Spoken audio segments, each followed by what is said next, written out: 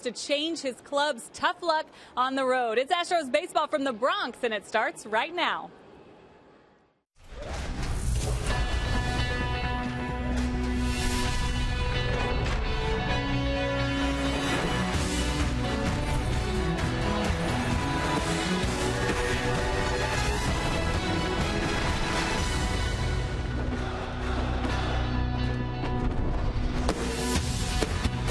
Stadium in New York, Root Sports brings you Houston Astros baseball. Tonight it's game 2 of this 3-game series between first-place clubs, the Astros and the Yankees.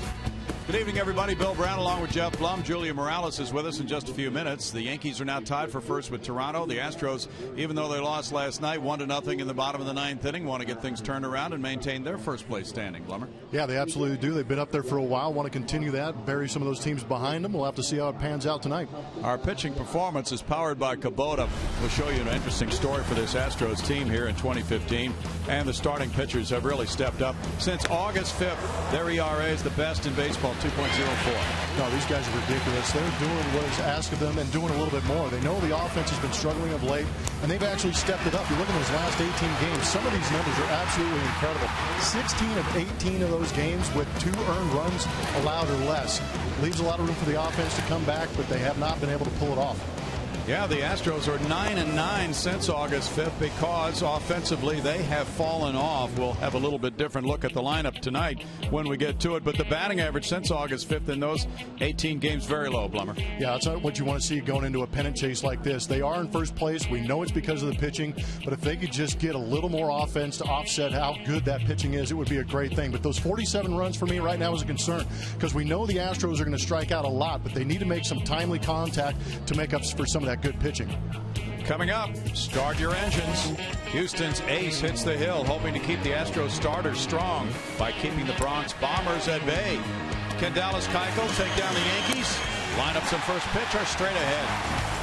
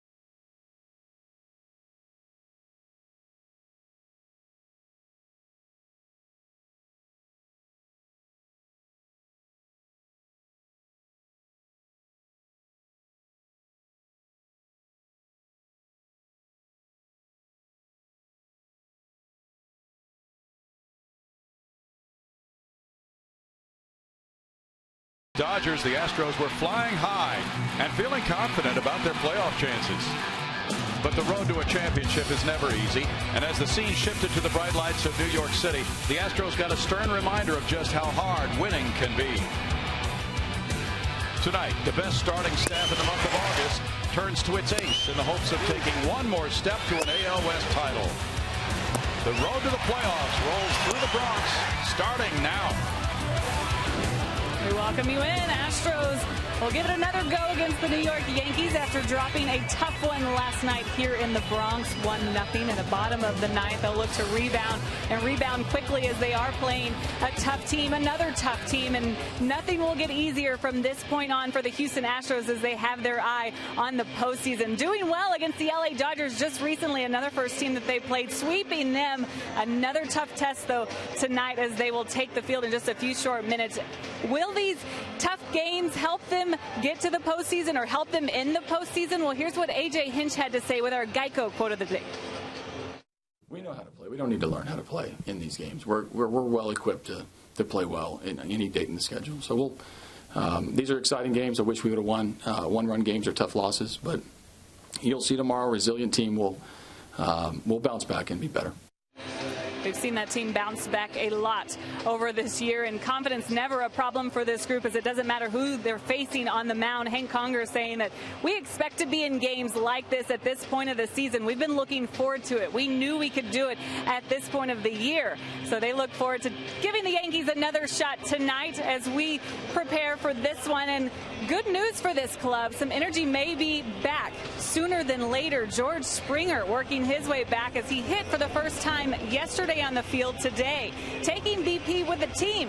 Actually looks like a player is what A.J. Hinch said to him today. He's doing all activities just like he would if he were playing the game. So he is getting close. Said it felt good today. Hit 3 in a row out of the ballpark. So that's always a good sign with Springer and his pop. Guys, I'm going to send it up to you, Blummer. This is a good shot of energy that this club could really use coming up. No, it really is. It's one of those situations where the team is struggling a little bit. And then you can see they might even just be invigorated watching this guy taking BP, knowing that he is getting that much closer. The bat speed's not going to be what it was before he got hurt, but he's going to soon develop that, go down on a rehab assignment, get that swing going. But that is a definite shot in the arm for the Houston Astros. If they can add that guy to the offense at the top of the lineup, what that does is it kind of creates a little more depth, and it creates a lot of issues, especially when you go out on road trips where they've been having a tough time. If you can go Springer, Altuve, Correa, that's a heck of a first inning to face for a home pitcher. You saw A.J. Hinch watching the pitcher Ivan Nova warm up for the New York Yankees. Here's Jose Altuve to lead it off. The number 2 hitter will be changing tonight to Jed Lowry, and that's been a revolving door. A.J. looking for a little bit more at the top of the lineup. The Astros starting lineup is brought to you by Southwest Airlines. It's second baseman Jose Altuve, followed by third baseman Jed Lowry, shortstop Carlos Correa, right fielder Colby Rasmus, DH Evan Gattis, center fielder Carlos Gomez, first baseman Luis Valbuena, left fielder Marwin Gonzalez, catcher Jason Castro. On the mound for the New York Yankees is Ivan Nova, making his 11th start of the season. He missed the first 71 games of the season because he had Tommy John surgery last year. See the 5-5 record, 3.72. Pitching all right here at Yankee Stadium. 2-3 record with a 3.86. He's only faced the Astros one time, and it was last year in early April when he went 5 2/3, gave up 6 hits, 2 earned runs. He's actually lost his last 2 outings here at Yankee Stadium. The Astros would like to continue that against Ivan Nova here. Yankees really feel their rotation is going to serve them well, even with the loss of CC Sabathia. And this right-hander is one reason. You read off some pretty good numbers there. Nova goes to work, and it's Jose Altuve. Altuve is third in the league in hits with 149. He's hitting .308. That's in the top 10 in the American League with 10 homers, 51 runs batted in, and a .352 on base average. Nova has never given up a leadoff homer in his career, 96 career starts.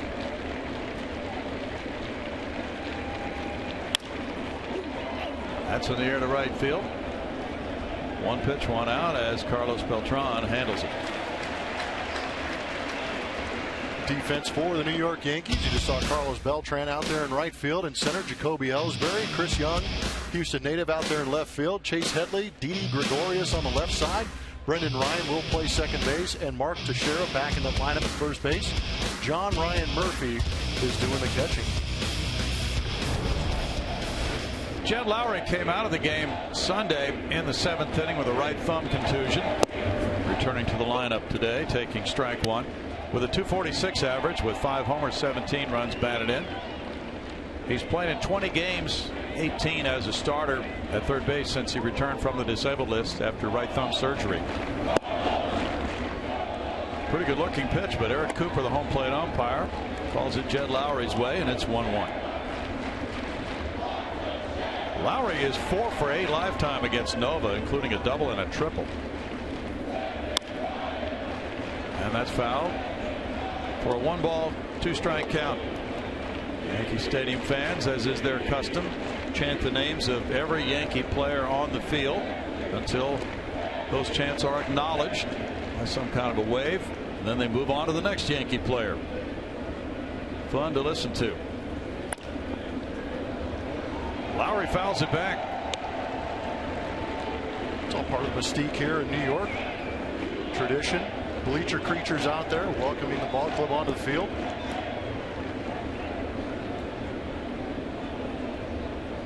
That gets the fence right into it from the first pitch. That breaking ball almost hit Jed Lowry. 2-2. Nova was born in the Dominican Republic. He's 28 years old, listed at 6'4". You mentioned the Tommy John surgery he had. That was at the end of April a year ago. He's come back nicely from that. He's only started once against the Astros. He won that game last year at Houston. Lowry fouls it. And he forces a lot of pitches usually when Jed is up there. A good man to have in that number 2 spot in the lineup to create some work for the opposing pitcher, especially after there was a 1 pitch out to start the game. No, Jed for me is in this Astros lineup is one of the guys that puts together some of the better at bats. Sees a lot of pitches, fouls off a lot of pitches, does a good job, and just puts together some professional ABs. He's a .289 lifetime hitter against Yankee pitching. 8 pitches for Nova, with Correa on deck. That strike 3 call. Lowry debating that one with Eric Cooper. Pitch was up pretty high, wasn't it? Yeah, it was. We're going to have a chance to look at it on our strike zone, brought to you by MD Anderson. And you see all those pitches pretty low, and that ball running off the plate too, and Jed Lowry knew he was right. Yeah, it wasn't so much high as it was outside. That's frustrating. That spoils a good at bat. Now it's Carlos Correa. Correa was 2 for 4 last night. The Astros had just 5 singles in the game. He looks at strike one with a .282 average, 15 homers, 43 runs batted in for Correa.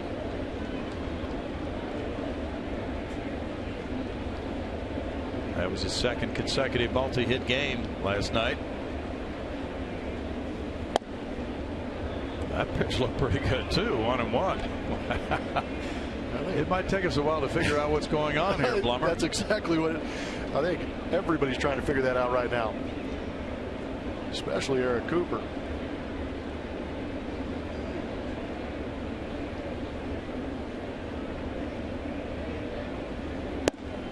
That's off the plate, and it's a 2-ball, 1-strike count. The Astros are 2-3 against the Yankees. The finale of the season series will be here tomorrow afternoon. It's a noon start Houston time. 11:30 for Astros pregame. Colin McHugh and Michael Pineda. Thursday's an off day, and then the Astros resume play Friday night at Minnesota. They'll have Scott Kazmir and Kyle Gibson going Friday night. Mike Fiers and Mike Pelfrey Saturday night. Lance McCullers and Irvin Santana Sunday. 2 balls, 2 strikes. Pineda has a tremendous winning percentage. .638 as a starter. 6th best among active pitchers with at least 50 decisions. 44 wins, 25 losses as a starter.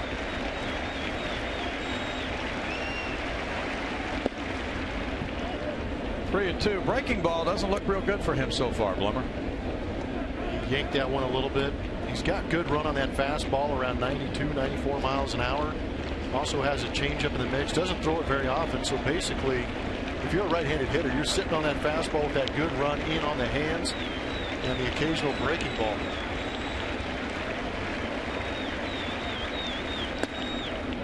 He walked him.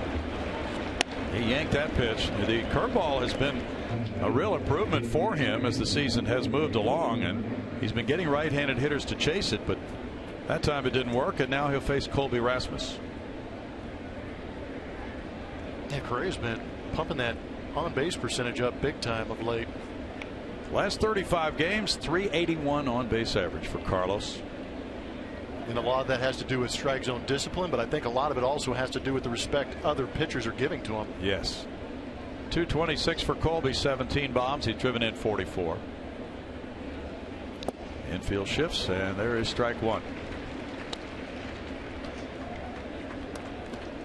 Colby's 1 for 8 against Yankee pitching with an RBI in his career, 2 for 5 against Nova.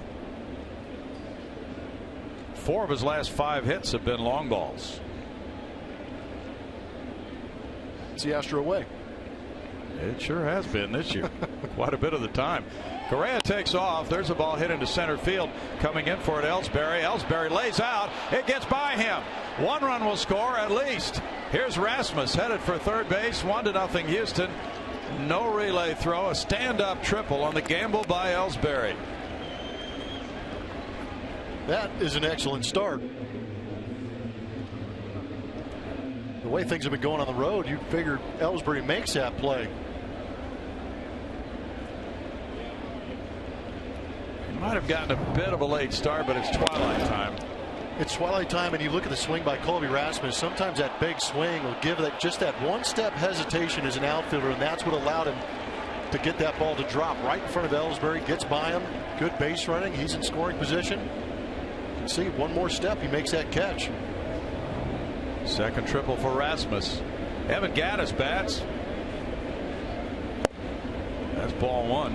How about A.J. Hinch putting a runner in motion, maybe a little run and hit situation, create some opportunities, worked out. Nice reminder. 19 homers, 63 runs batted in. The club leader in runs batted in, has a .238 average. Yes, he did have Correa running on that pitch. The 0-1 pitch to Rasmus.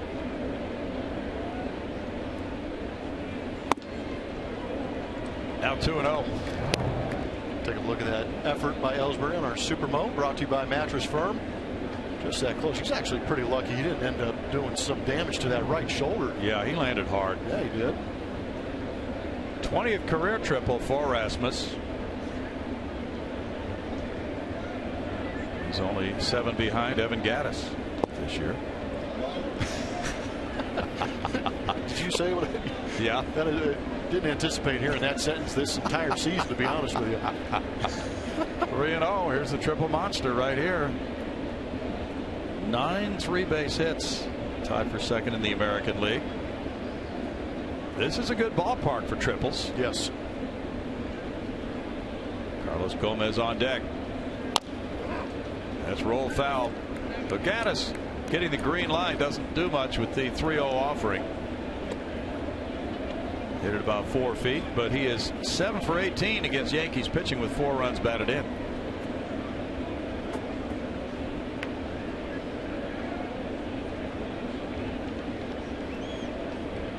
A.J. Hinch's club with the early lead in this one. 21 pitch first inning so far for Nova. And there's another walk. 2 outs, nobody on. Walk, triple walk for Nova. Some good at-bats early by Houston Astros. Jed Lowry worked himself a really good at-bat, but got called out on a pitch off the plate. But that's what's adding to those pitch counts, is getting deep in these counts, getting those 3-ball counts off of Nova, creating base runners. Joe Girardi got a tremendous game from Nate Eovaldi last night. 8 innings of 4-hit shutout ball. Carlos Gomez, 181 as an Astro, has 1 homer, 4 runs batted in, with an opportunity for a 2-out RBI hit here. And he gets it into left center field.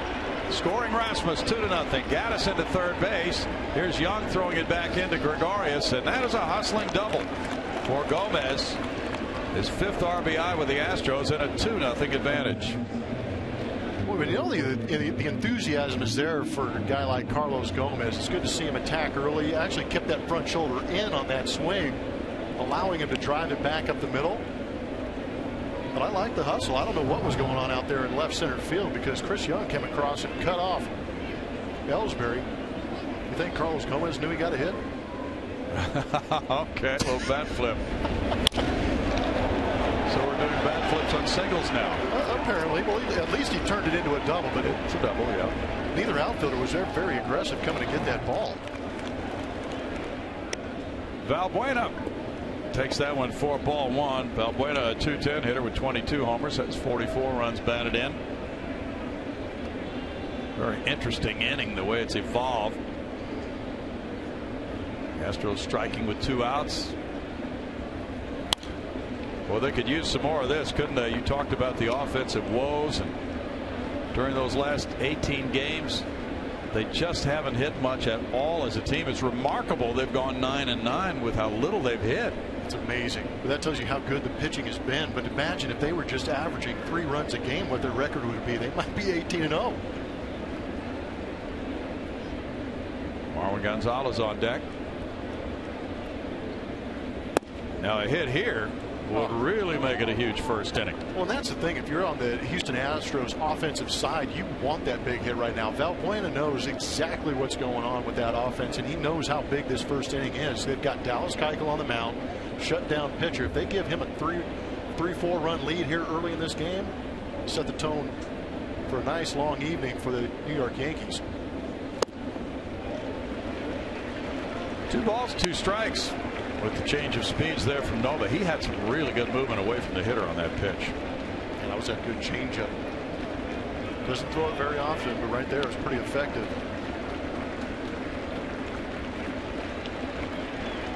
Valbuena is the type of hitter who could be perfect for Yankee Stadium with that reachable porch in right field. But left-handed hitters fall victim to that too sometimes. That's a check swing call. It's 3-2. It's a cozy 314 down the right field line. Now Chris Young was saying before the game tonight, Blummer, the ball carries well down both lines, but when the power alley's up the middle, forget it. I always get the feeling that bright yellow sign in right field, that W.B. Mason, is where a lot of balls just sneak out of here. That's a shot to left center field. Young giving chase. That's way over his head. And that hits the base of the wall. Scoring 2. It is 4-0 Houston. On the opposite field double by Valbuena. 13th double, and he gave that a long ride to left center field. That is absolutely gorgeous.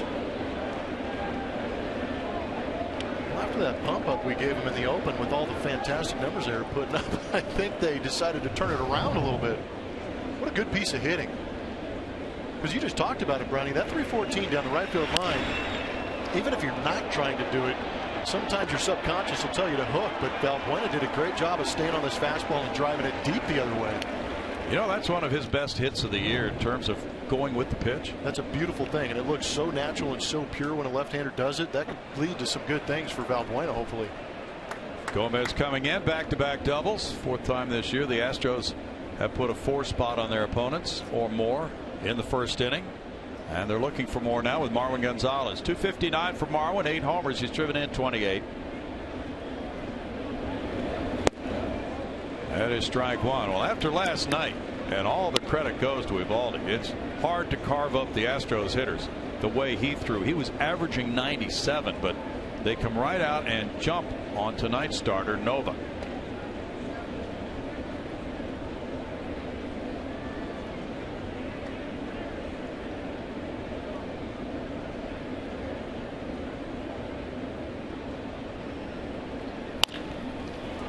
That one is fair up the right field line. That'll score run number 5 of the inning.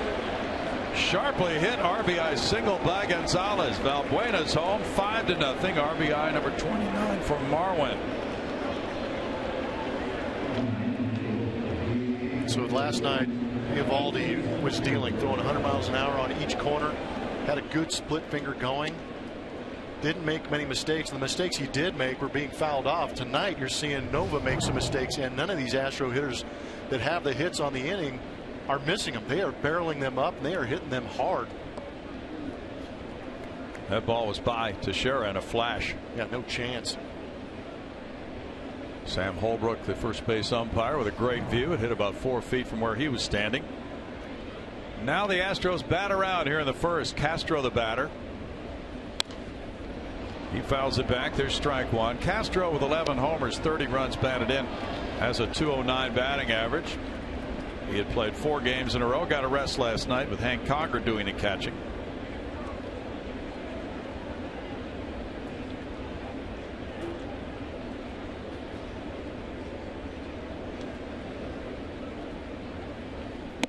Inside. 1 ball and 1 strike.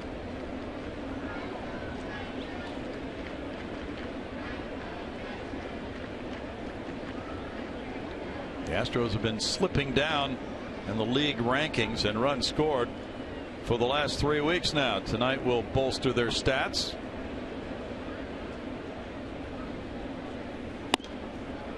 Upstairs for a swinging strike, and it's 1-2. They're currently 9th in runs scored in the American League, and they have fallen quite a bit in the rankings in these last 3 weeks, but tonight they are ready. Well, how about those 18 games we talked about? They were averaging 2.5 runs a game. It's a pretty good stretch. Well, the pitching they've had, as you indicated, and including a no-hitter, of course, along the way, they've been able to stay afloat.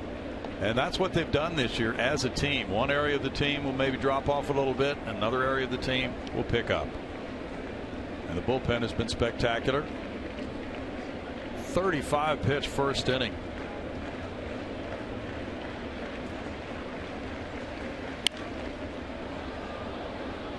Foul back into the seats. Still a 2-2 count. Historic Yankee Stadium, of course, went the way of the wrecking ball, and this stadium opened in 2009. Julia went out to visit the monuments today. I have to add another couple wings to that. All the numbers they've got going. Notice last night, and you might have seen it if you were watching, we had a shot of the retired numbers. There are 2 number 8s retired. Bill Dickey and Yogi Berra both wore that number, so it's been retired twice. They might have to start that, Plummer. I was going to say, just double up and have number 8A, number 8B. Full count now on Castro, and Gonzalez will take off on the next pitch. I mean, I know the organization's been around since the beginning of time, but I mean, that's some high quality ball players coming through this organization. Oh yes. You know who might be next? Number 2. Oh yeah, Derek Jeter. When's that going to happen? Have you heard anything? I am not sure. Marwin takes off, and another foul ball out of the way. But I would imagine relatively quick. Now we understand he has come in 3 different times to Yankee Stadium for these types of ceremonies, and that's been about all anybody has seen of him this year. It's a muggy night here in the Bronx. Would you guess mid-80s or so? Feels like. Not sure if that's the actual reading, but like you said, that humidity is up today. Marwin goes, and that is ball 4, and the Astros flip the order, and Altuve will bat for the 2nd time in the inning.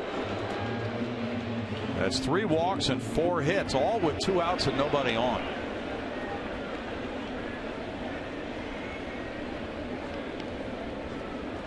I think you called it, Brownie. 85 degrees at game time, we're told. That's official.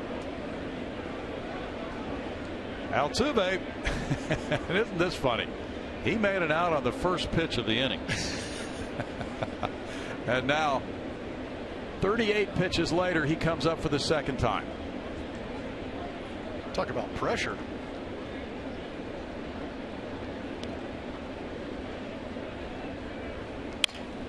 Bounces one to third. Headley will step on the bag.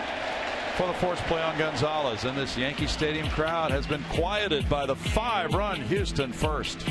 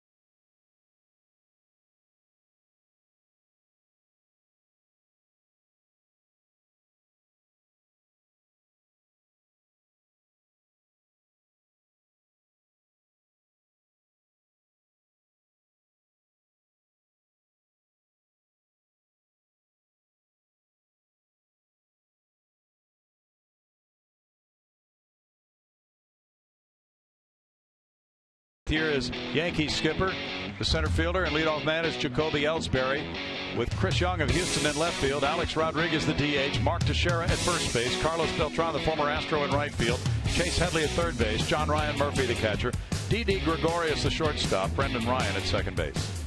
On the mound for the Houston Astros, it's going to be the ace, Dallas Keuchel. Beard is looking good in the New York spotlight. As you salivate over his numbers, I'm going to tell you that last time he went out there, he threw a complete game shutout against these New York Yankees at home at Minute Maid Park, where he went 9 strong, giving up 6 hits, no earned runs, 1 walk, 12 punch-outs. That was back in June in that 4-game series. Ellsbury is moved back from ball 1. Ellsbury, a .275 hitter, has 6 homers, 27 runs batted in.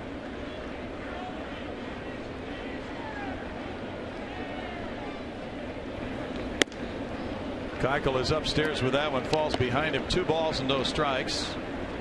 6 days ago, Dallas got a no decision against Tampa Bay at home, 7 innings, 2 runs allowed. The Astros won that one in the 13th. And for strike one. That game you talked about, though, with the Yankees coming to Minute Maid Park in June, was just a powerful game for him. 6-hit shutout, 12 strikeouts, as you mentioned, a 4-0 win. Now a liner over shortstop, gets into left field. Ellsbury leads it off with a single, and here come the Yankees. Our AT&T Rewind is Dallas Keuchel's dominant performance against the Yankees at Minute Maid on June 25th. You talked about it, Brownie. Big series, having the Bronx Bombers in there, and he just did a great job of keeping these guys off balance. Get a punch out of some powerful hitters in a small ballpark like Minute Maid. You know you're doing things right. Fastball, sinker, slider. Just absolutely does such a good job. That was a great angle to see how well he pulls the string on that changeup to get guys not to really ever make good hard contact off him. Even that base hit by Ellsbury was in on the hands a little bit. Now Chris Young takes strike one. The Houston native, who went to Bel Air High School, has a .250 average, 13 homers, 36 runs batted in. He hits lefties very well. He's 6 for 17 against Keuchel with 2 doubles and a triple. Chris takes that one. 0-2. Chris said he'll be spending part of the winter in Houston and part in Arizona. Loves to play golf and hit against the Astros. .332, 14 homers, 52 runs batted in 56 games against Houston. Ground ball And he said, I hope the Astros don't beat us, but I root for them to beat every other team they play this year. He said, I really like what they've done with this team. Just amazing numbers against one team.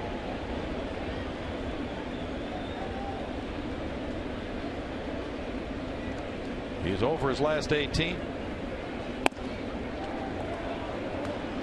1 ball, 2 strikes. Chris was drafted by the White Sox in 01 in the 16th round.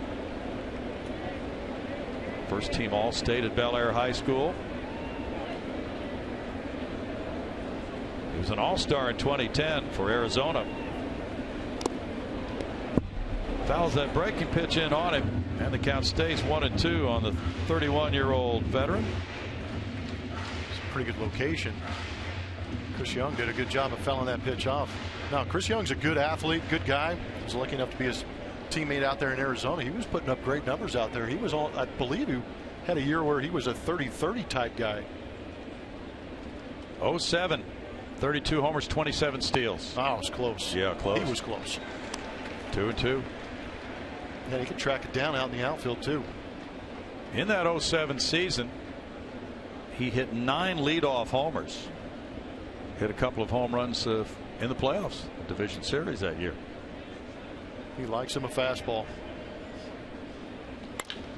He laces this one left center field. Gomez on the run, gets over and snags it. Excellent jump by Carlos Gomez, who threw out a runner at the plate last night. And it's Carlos Gomez again out there in center field. Marwin on his right-hand side playing left field. Colby Berasmus out there in right field. On the left, Jed Lowry back at third base. Carlos Correa and Jose Altuve up the middle. Luis Valbuena moving across the diamond to first base. And Jason Castro, the Astro, behind the dish.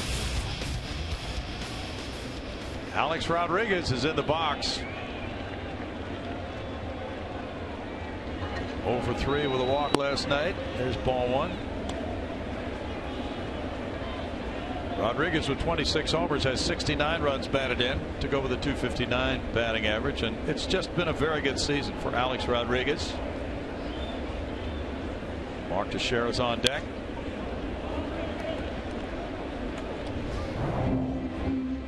Get a look at the jump.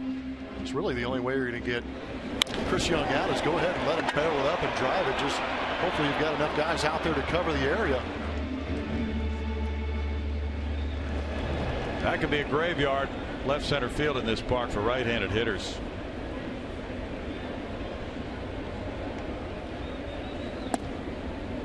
Strike to A-Rod. It's 1-2.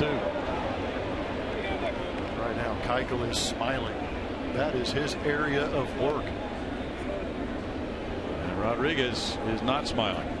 Because usually that's a pitch where Dallas Keuchel tries to keep it down in the zone and get the swing and miss or get it off the end of the bat, because it looks like a strike until you start your swing and then it dives out of the zone. But if he's getting that call, you see him go right back to it. Here's Lowry to second. Altuve with a pivot and safe at first. Valbuena tried to put the tag on Rodriguez. I think he got him. He was looking into A.J. Hinch. A.J.'s coming up to hear from his video room on whether that play should be reviewed or not. Yeah, he's flexing that left wrist as if he made contact with him. We get a chance to look at it. That was a good feed, but the ball really wasn't hit all that hard. You see him catch him on the foot. Yep. Huh.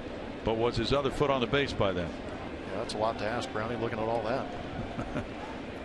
But it had to be a quick turn. Well, I don't know. They're not challenging. And it's Mark Teixeira taking strike 1. Teixeira with 31 homers ranks 7th in the American League. He's driven in 79 runs. Just an all-around fine year for Mark Teixeira. He's been out for several days with a leg injury. Fouled the ball off his leg, and he said he thought at first it was broken. Another look at it. See, he misses with that tag, but it catches him on the wrist. Yes, it did. I think he would have been out if they had reviewed it. There's a strike. Now, do you actually have to touch him with the glove? That's the real question. And I think the answer is yes, so maybe that's why they didn't review it. That's the only thing I could imagine, because he clearly makes contact with him before he touches first. Yeah, it was more wrist than glove. Strikeout looking. Teixeira is out, number 3. No runs, a hit. One man left. 5-0 Houston after 1.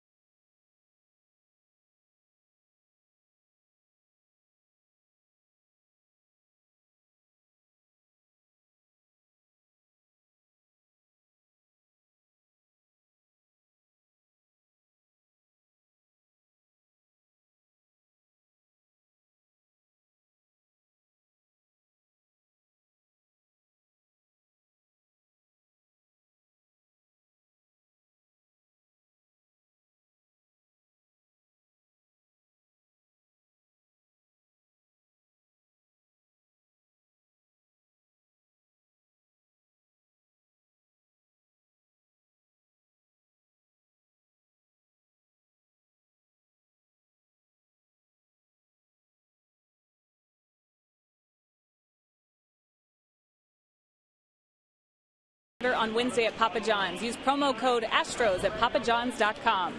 We're bringing you inside Monument Park. This is just behind the center field wall at Yankee Stadium, and you see Mickey Mantle, the late and great number 7, in his monument. The Yankees honoring him with that just after he passed away. That was back in 1996 on this very day. Back then, though, he was just one of 4 Yankees to be honored in Monument Park back at Old Yankee Stadium. Today, there are 19 former players and managers honored right here, including a couple that were added this weekend. Jorge Posada and, of course, former Astro Andy Pettitte having their numbers right in front of me here. Guys, it's getting a little crowded in Monument Park. Plenty of room for you, though. That's a good place to visit. The fans are allowed to visit out there before games. 5-0 Houston after 1. Jed Lowry struck out looking in that first inning for out number 2, and then the Astros started all the trouble for Nova. That's strike 1.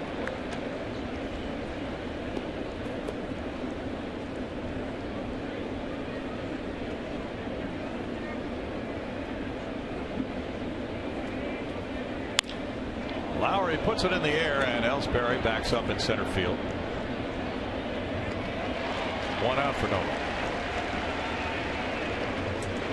Takes a little while to go through that area. Well, 15-20 minutes. That's not that long, but to take it all in, if you choose to read all the plaques, certainly worth a visit if you come to Yankee Stadium to get here early and take in that area. Yeah, they've done a good job with it. It's incredible to me that there's been that many high quality ball players that have gone through one organization. It's a parade of names. Carlos Correa looks at strike 1 on the curveball. For those of you who are young and did not see Old Yankee Stadium, there were actually monuments on the field at one time, and the center fielder had a problem if a ball was hit there trying to dodge and get it between the monuments sometimes. No balls, 2 strikes. Much safer this way. Just a little bit.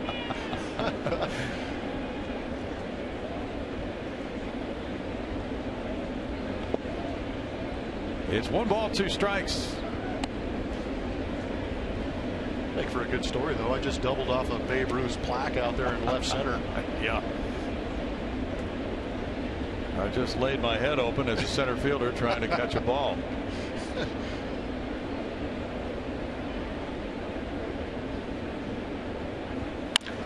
That's ripped. Right into Hadley's glove. That ball was absolutely smacked. Doesn't third base look like a lot of fun? Man, that ball was turned on. I appreciate them showing that real speed because they don't have much time to react. You know what else we can do? Ask our friends in the truck to time that reaction time from bat to glove.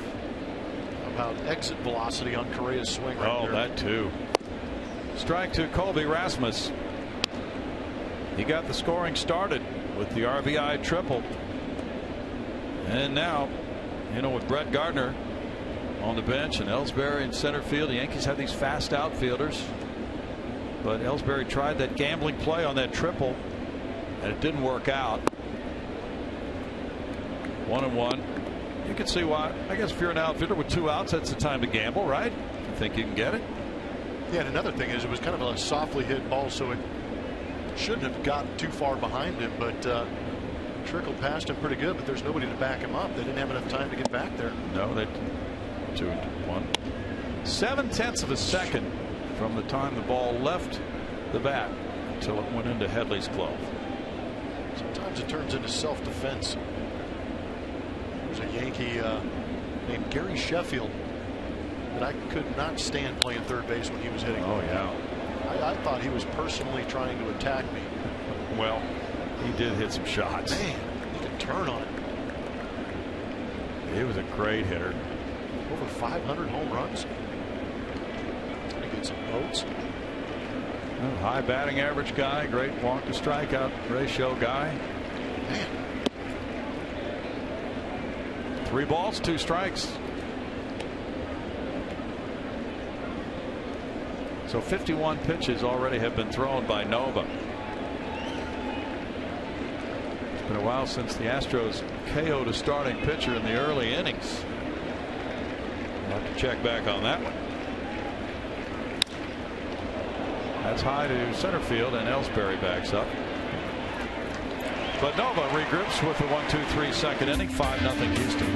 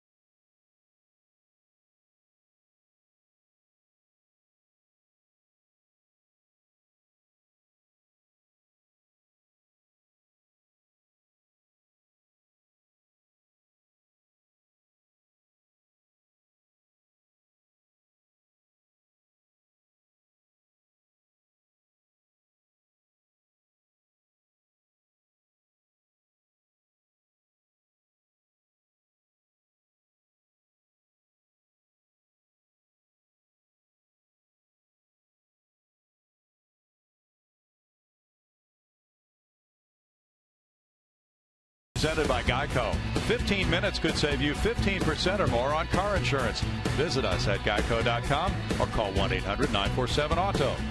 And by Southwest Airlines. Book your low fare now at southwest.com. 5-0 Astros. Carlos Beltran, the former Astro, looks at ball 1. Switch hitting outfielder with a .272 average. Comes up with 13 homers, 47 runs batted in.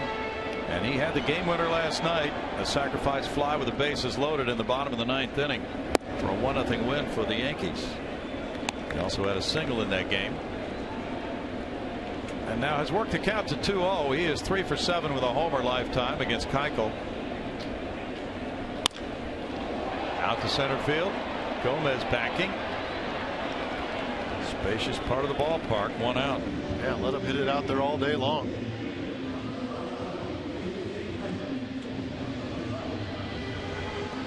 Now switch hitting Chase Headley will bat.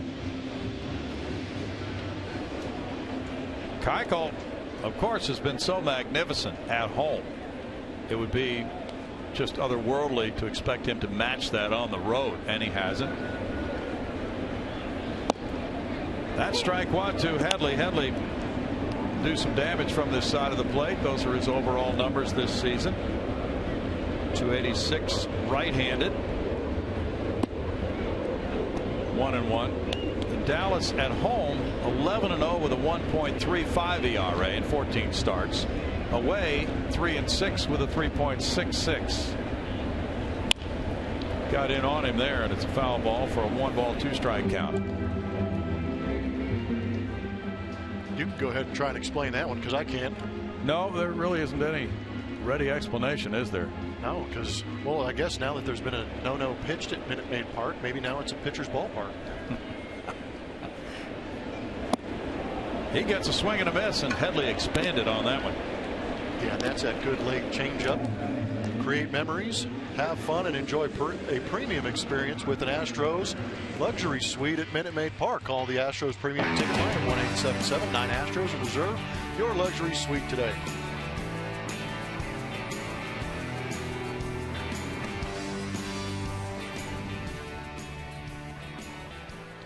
John Ryan Murphy comes up. Ryan McCann started last night, had 3 hits. Murphy takes it. There's ball 1 to the right-handed hitting catcher with a 271 average. 1 homer, 11 runs batted in for Murphy. Murphy's had 118 at bats. This is his 50th game. Keuchel gets strike 1. Keuchel has given up just 9 homers all year in 178 2/3 innings. Very low number. All 9 have been on the road. It's another ridiculous number. It is. No home runs allowed at home. That's a liner into center field. 2-out single by Murphy. Hit number 2 for the Yankees. And Dallas has the second best ERA in the American League coming into this game. 2.37, just slightly ahead of his teammate Scott Kazmir. Didi Gregorius bats next. Gregorius, a 253 hitter, has 5 homers, 32 runs batted in. The Angels lead at Detroit 4-0. They're in the top of the 3rd inning. The Angels 2 games above 500 right now. Strike 1 on the fastball to Gregorius.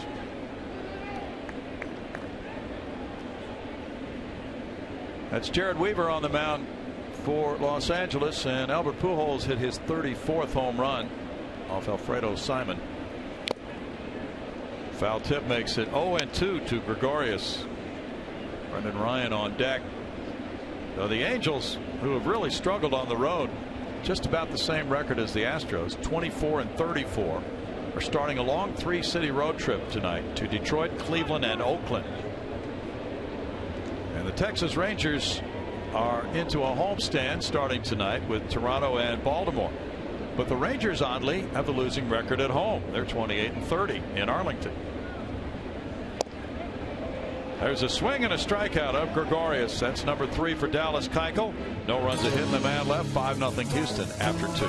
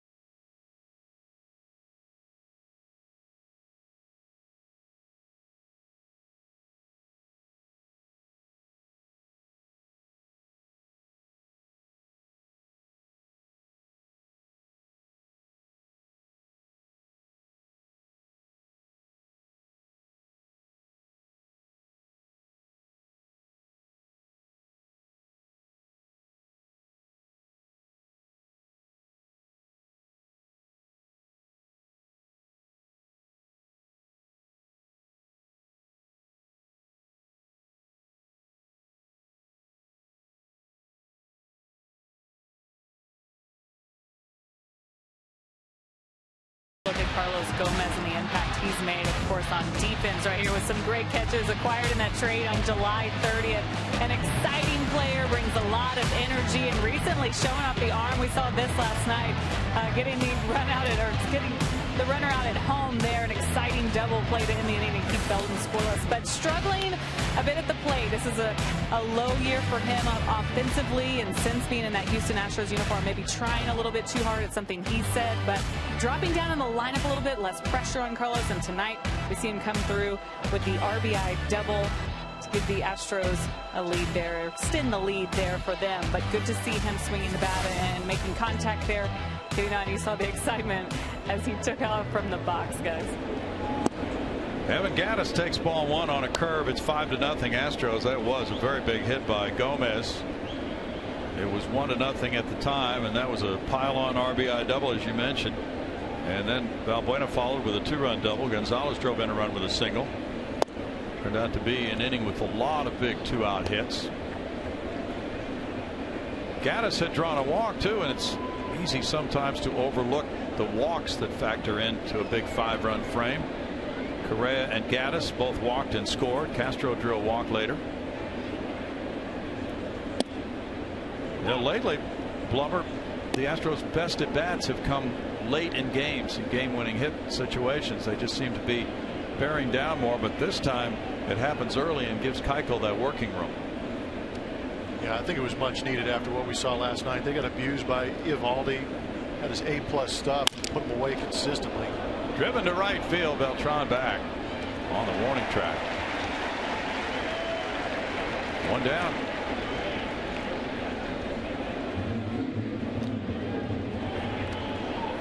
Went pretty far for only having that much of the bat left. Broken bat. Look at this. That is some bad wood. Went right around the umpire, Eric Cooper. Thankfully. Man. Looked like it might have been a glancing blow for him. That might have clipped him behind the left shoulder blade. Now Carlos Gomez. He rips this liner to center field. Wow. That is a hard hit ball. Very hard hit ball. It's good to see that swing coming around a little bit. We're not seeing that great big load from Carlos Gomez. Usually that leg kick gets a little bit higher and the hands get further back. These right here, these first two ABs, showing a nice quick stroke. You can see how quick he is to contact and then staying through it. Yes, sir. Two of the best at bats we've seen from him with the Astros in one game. Valbuena ripped the 2-run double. He's taking, and there's strike one to Luis. Left-handed hitters are managing a .286 batting average against Nova. Right-handed hitters just .202.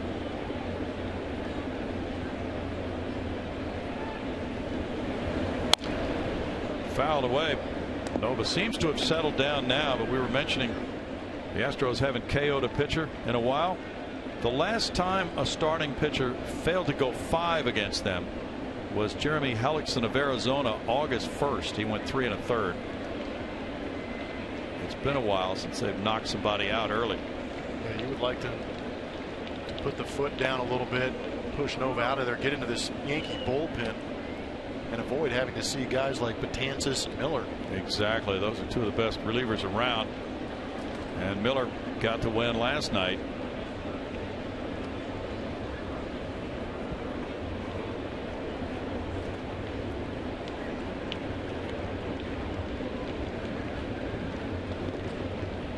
Breaking pitch in the dirt. Valbuena checked his swing. The appeal went down to Gabe Morales at third. It's 2-2.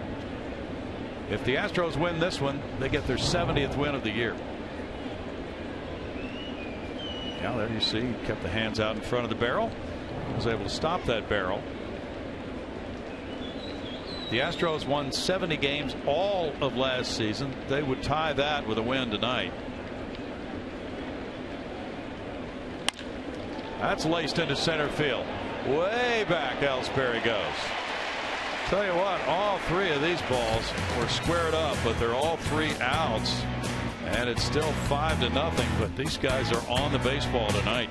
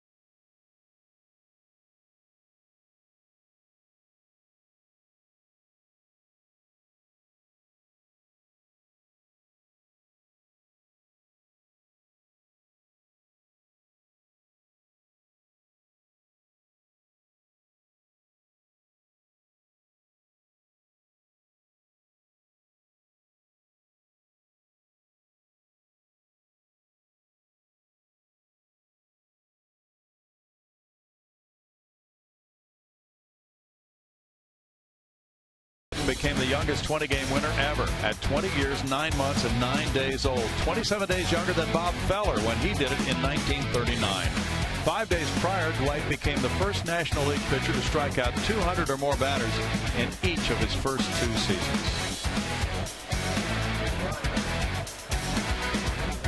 Phenomenal talent. Electric talent, that arm. Talk about a lightning bolt. Big curveball. Some high cheese and a hammer. Ready for some long days as a hitter.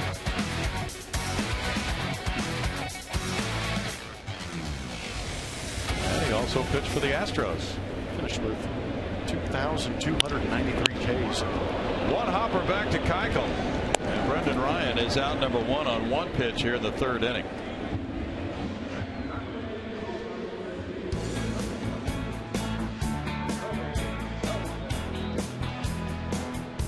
24-4 with a 1.53 in 1985. 16 complete games.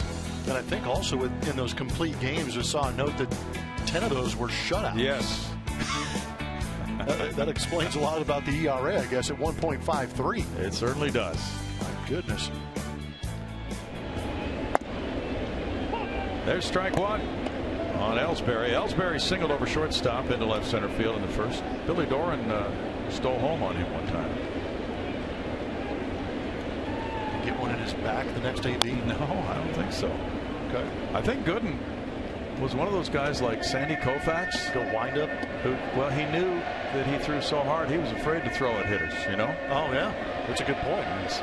Some serious repercussions could come from that. With that kind of big time velocity. Rolled out to second for Altuve. 2 outs. And Keuchel's into a nice rhythm.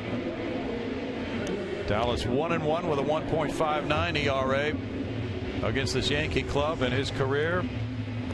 There are rumors that he would be conducive to a long-term contract with the Astros. He's quoted today as saying, "This is all I've known, and it's where I want to be."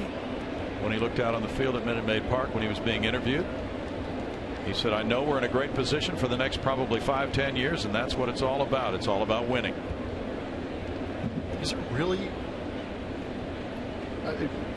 there really opportunity this day and age for a guy to stick with one ball club for his entire career anymore? Sure, but it's going to be a sacrifice on the player's part, probably as far as financially. Yeah, and even Craig Biggio did that. He could have gone to the Colorado Rockies for more money when he was a potential free agent.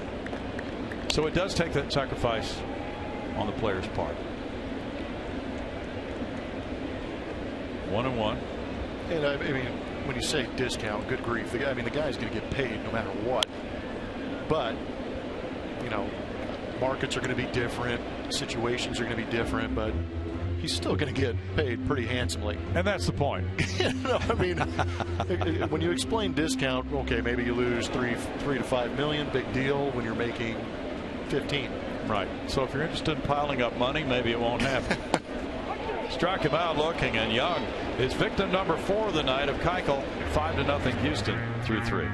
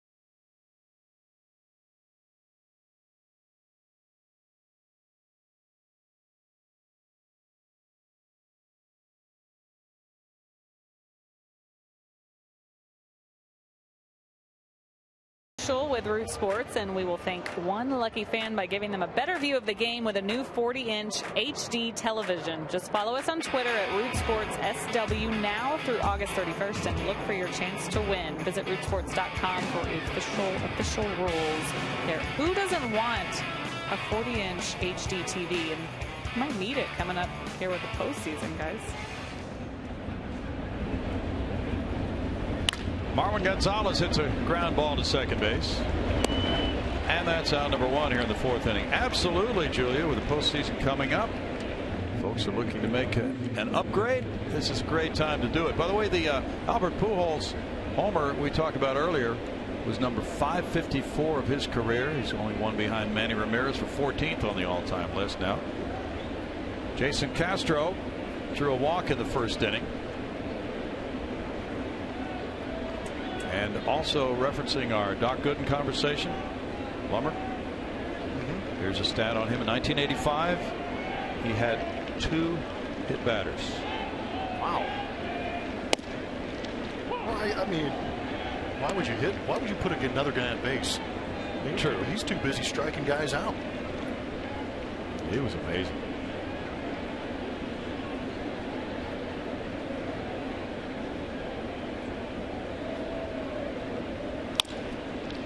That's right, the other way, and the shift was playing him to pull, and he just took it into left center field on a ground ball single for Jason Castro.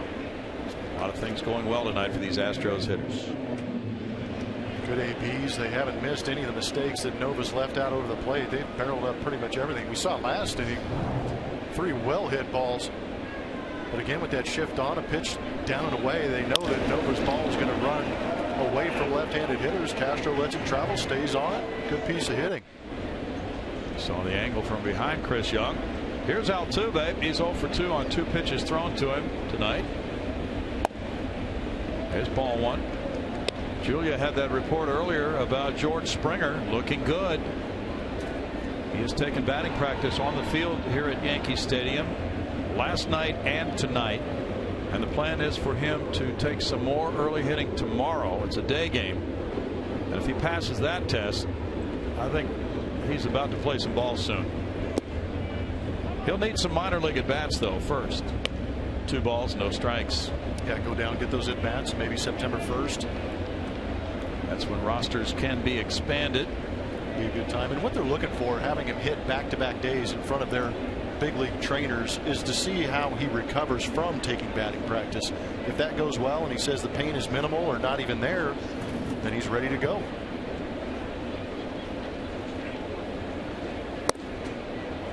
It's 3-0. Were you ever out for an extended period of time with an injury? Yes. But the last 2 years of my career when I was with Arizona, I was disastrous. But up until that point, I had some minimal injuries. I had a couple of elbow surgeries that kept me out for for 4 weeks. They were minimal, nothing crazy. What's the biggest challenge to getting back when you get to George Springer's stage right now? Well, it's easy for George. He's young and he's good. They want him in the lineup. When I was at Arizona, I had to fight my way back on that ball club because I was just a little bit older. I had to prove to him I was ready to go. But the biggest thing is just proving that you're healthy and you can play every day. It's such a grind of a sport to have to play every single day. That's the 4th walk of the game for Nova. How does that look to you? Looks good to me. And you want to just watch his face at impact. There's no grimace. Looks natural. That's what you're looking for. And like Julia said, he hit 3 out in a row during BP, and that's what you want to see, is him get loose and all of a sudden try and unleash on a couple. And he did. He hasn't hit in a game since July 1st. But then again, he's got the kind of pop that he really doesn't need to muscle him out of here. He's got such natural talent. Just puts a good swing on it. The ball's going to jump. Ball 1 to Jed Lowry. He's 0 for 2. There has been a marked difference in the Astros offense without George Springer. Yeah, that enthusiasm will infect your clubhouse. It will also infect that lineup too. And they have missed it.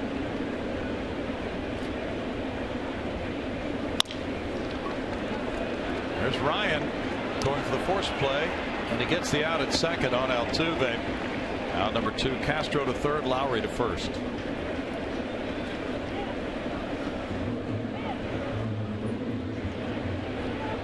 We have some numbers on the club with and without George Springer.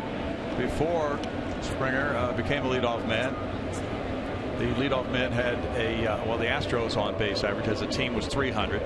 When he was the leadoff man, it was 319. Since he was hurt, it's back to 299. That's a big difference in on base average for them. I was going to say, you look at home and you say, oh, it's only 19 points. That's a big 19 points. Very big difference. Correa looks at ball 1. Fair question. Could he be expected to contribute now what he did then after sitting out 2 months? Probably not fair to say that, right? It's always unfair to try and put those expectations on a guy who's been on the DL as long as George Springer has, but knowing the talent level, the situation he's going to come back into, he's going to be just as invigorated going right back into a pennant race. And the thing that encourages me about George is his strike zone discipline is so good. Because that's why the on-base percentage is up, because he knows where that strike zone is.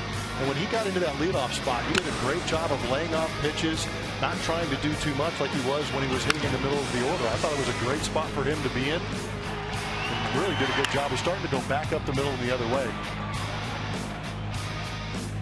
Some of those hits from his 5-for-5 game against the White Sox in Chicago. 2-0 to Correa. He blistered a line drive to third in the second inning after walking and scoring in the first. Oh. And what, bringing another guy like George back into that lineup, I mean, it just creates so much more depth. You start pushing guys down. Not that that's a negative thing, but you start putting some of your middle of the order guys in that 5, 6, 7 spot who can drive in some runs every now and then. Sneak one out of the ballpark. That's a good thing. 2-1. For instance, Altuve has a 352 on base average right now. He's been leading off since Springer got hurt. Nothing wrong with that. But he is also a very good RBI guy. So if he bats second and third, he would get more opportunities, presumably, to drive in runs. And I want to say Altuve's numbers were better with George in that leadoff spot, too. I think you're right. The right fielder, Beltran, comes in. Handles the Correa fly ball for out number 3. No runs a hit, 2 men stranded. 5-0 Astros.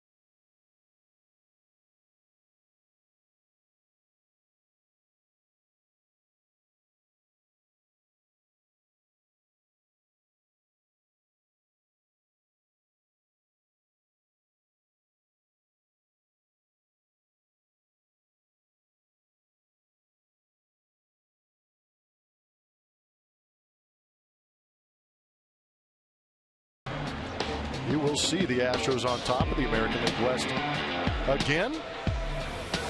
Going for that 70th win, trying to create some space between the Rangers and Angels. The Blue Jays Again, like Brownie said earlier, they are tied now with the New York Yankees in both the wild card and the AL East. How about that? Pretty dynamic, but right now it looks like AL East, AL West competing for those wild card spots. No doubt. Alex Rodriguez, 5-0 Houston, takes ball one outside. Keuchel's throwing more fastballs tonight, it would seem. And that makes sense with a 5-run lead early. Yeah, that's actually a really good point. Being aggressive with that fastball, but I also think he's doing a great job of locating it too. Altuve backhand, sets up and throws out Alex Rodriguez.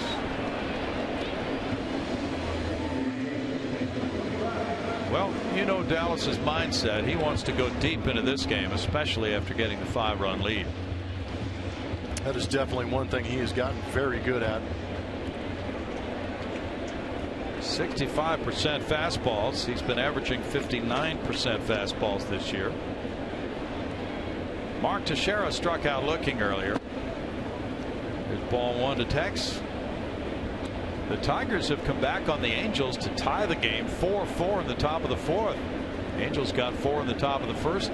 Detroit with 4 in the bottom of the third off Jared Weaver. Attaboy, Brad. 1 ball, 1 strike.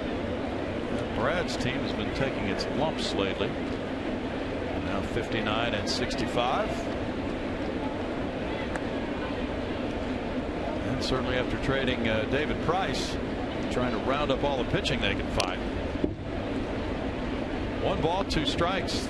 Blue Jays have really picked up a couple of superstars in Price and Tulowitzki. Oh, absolutely. I mean, if anybody that made some of the more bold moves that are paying off early, it's the Toronto Blue Jays. They already had a potent lineup, but you add Tulo into the mix, they're going to light up some scoreboards. And on the other hand, David Price is going to shut down some scoreboards. 2 balls, 2 strikes. How do you think the Yankees stack up against the Blue Jays? I think it's going to be tough. I know that the starting rotation for the Yankees has stepped it up. You lose CC Sabathia, but I'm not so sure that's a bad thing because of all the right-handed thumpers that the Blue Jays have in their lineup. They might be able to attack CC a little bit better than it would a guy like Tanaka or Nova, Pineda. Backhanded Correa throwing from the grass. Plenty of time. You talked about Teixeira's leg injury keeping him out of a couple games here in a row, and I think saw some pretty good evidence of the fact he is not feeling good at all. No. On the lower half. That was not a good hustle session down there. He took a long time to get to first. Yeah, but can't take anything away from what Carlos Correa did. Good footwork, good backhand, shows that strong arm. Now 2 outs, and it's Carlos Beltran. There's ball 1. You just hope it's nothing more for Teixeira. Hopefully he's just realized that Correa caught the ball. He shut it down to protect the leg injury. That's a drive to left center field, way back. Off the wall, it kicks back, and he's making the tour. Now here's a throw behind him. Looked like he thought it was a homer the way he went around second, but in fact it's a double for Carlos Beltran. His 29th. He ripped it. It got a little too elevated. But again, Marwin Gonzalez, not your everyday left fielder, out there doing his best to try and figure out the configuration here at Yankee Stadium. And it is shallow at the foul pole, but immediately juts out there. So being an infielder who's played some outfield, it feels like you're running for days out there. You expect to hit the wall, it never comes.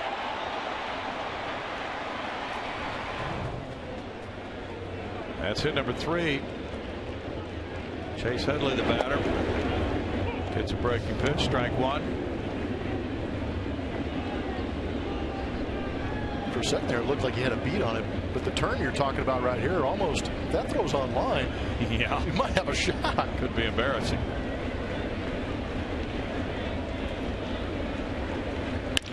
Ground ball to the middle, past Keuchel. Altuve is behind him for out number 3. No runs, a hit and a man left after 4. The Astros lead the Yankees 5-0.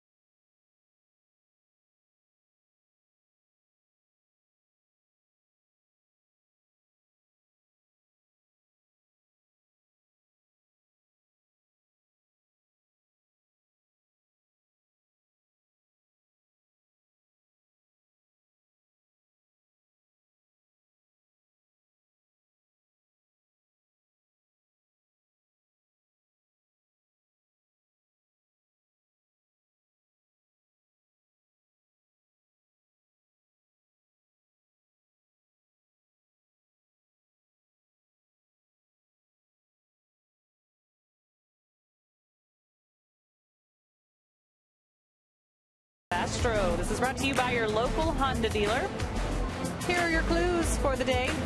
This Astro attended college and made his major league debut in his hometown. He couldn't get around Pee-wee. Let's see what that's all about. Managerial stint was fleeting. Tweet us your guesses, your best guess. We'll tell you who it is later in the broadcast. We've got a lot of tweeters. I'm loving the tweeters.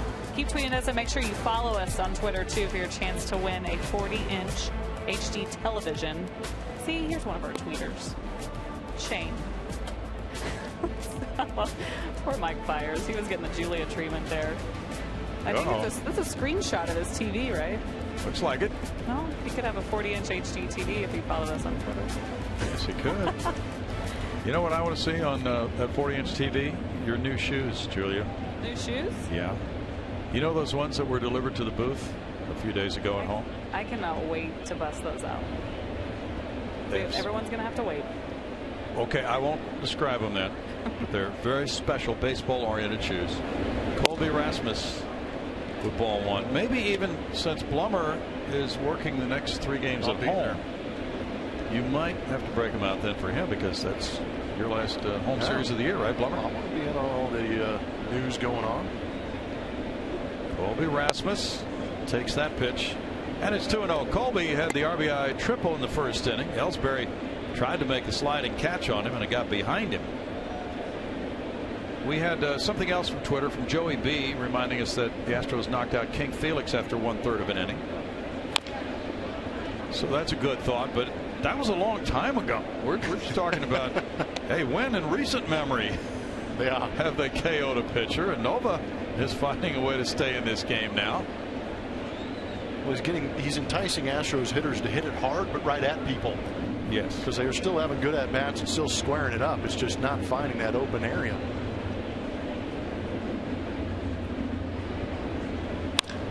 That was clocked by Rasmus way back into left field. Chris Young is getting out of room. That bangs off the wall. He barehands it, fires in towards second. That's a long double by Rasmus. A triple and a double for Colby. Halfway to the cycle. We're seeing some good swings from Colby Rasmus and Luis Valbuena going the other way. 20 doubles for Colby. Real opportunity for the Astros to knock Nova out of there. See some action out there in the Yankees bullpen. How about the play off the wall from Chris Young with the bare hand? Outstanding. Not bad. But again, too deep to even get that throw in there to try and get Colby. Leadoff double. Gaddis has the RBI opportunity as a walk and a deep fly ball to right. That's strike one. That's 6 hits for Houston. 4 of them came with 2 outs in the first. And the Astros now have 3 doubles and a triple. Blue Jays won, Rangers won. Top of the second inning at Arlington, Texas. Mark Burley pitching for Toronto. Derek Holland for Texas. Good block by John Ryan Murphy. How did he do that? Almost hit him in the throat. Man. He needs one of those Steve Yeager specials. Well, he does have the extension there on the bottom of the catcher's mask. Yeah, catchers are taught when they do go to block, usually they try and force that chin into the chest so they don't have that happen. Boy, but that's not your standard ball in the dirt right there. It is not. Excellent play by Murphy. Trying to nurse Nova through this 5th inning here.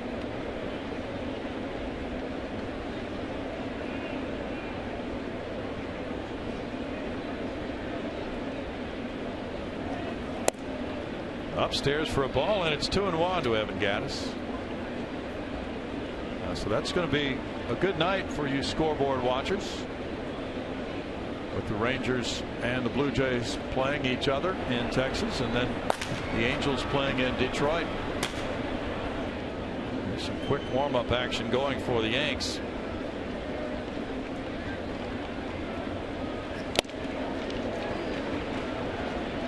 Two balls, 2 strikes to Evan Gaddis.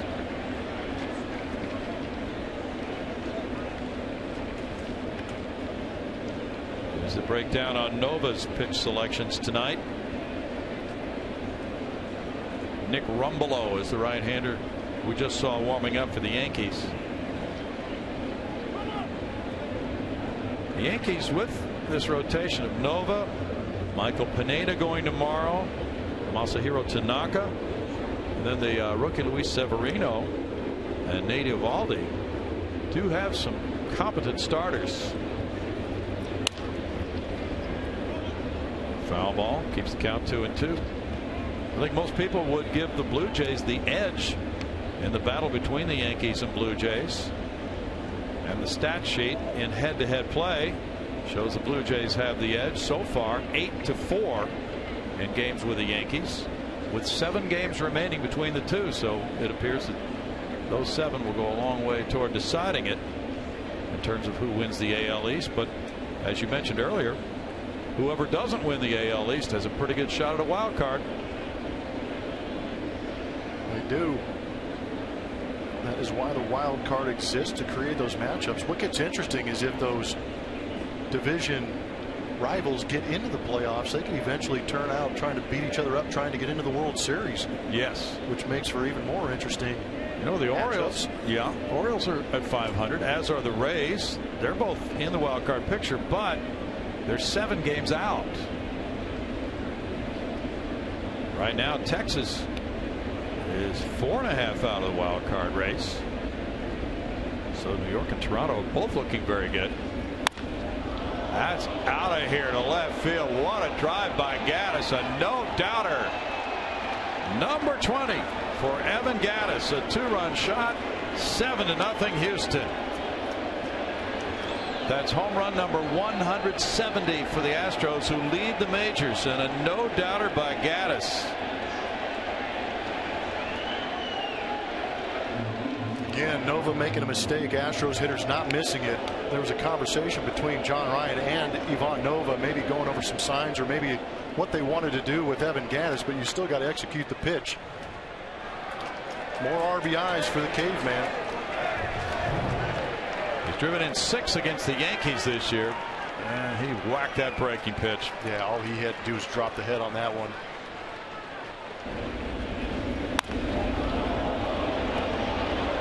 Did a great job of pulling the hands in nice and tight. 65 runs batted in for Gaddis, a 7-0 lead for the Astros. A pitching change for the Yankees. Back in a moment.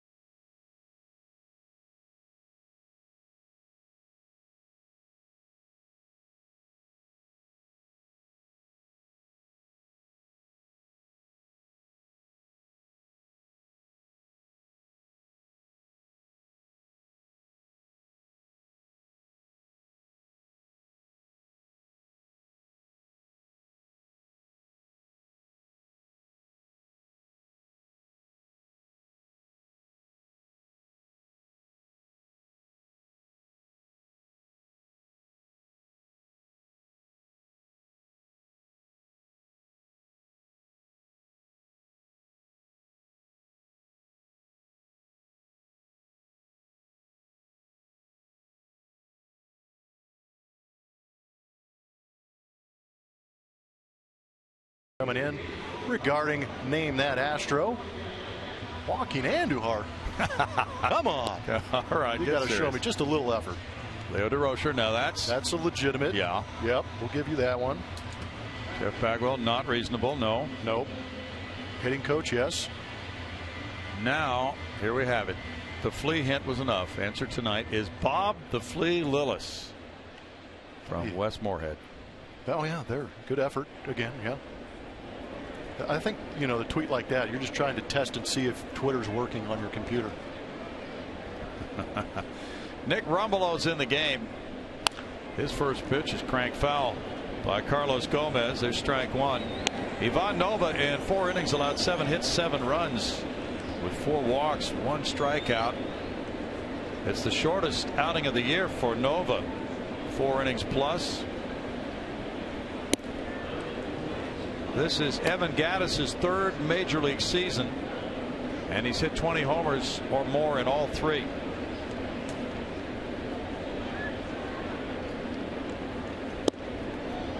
Rumbelo powers it in near the knees for a strike, making it 1-2. We had another little note on Twitter about this guy is asking us a question and answering it. Headley comes in, throws on the run, 1 out.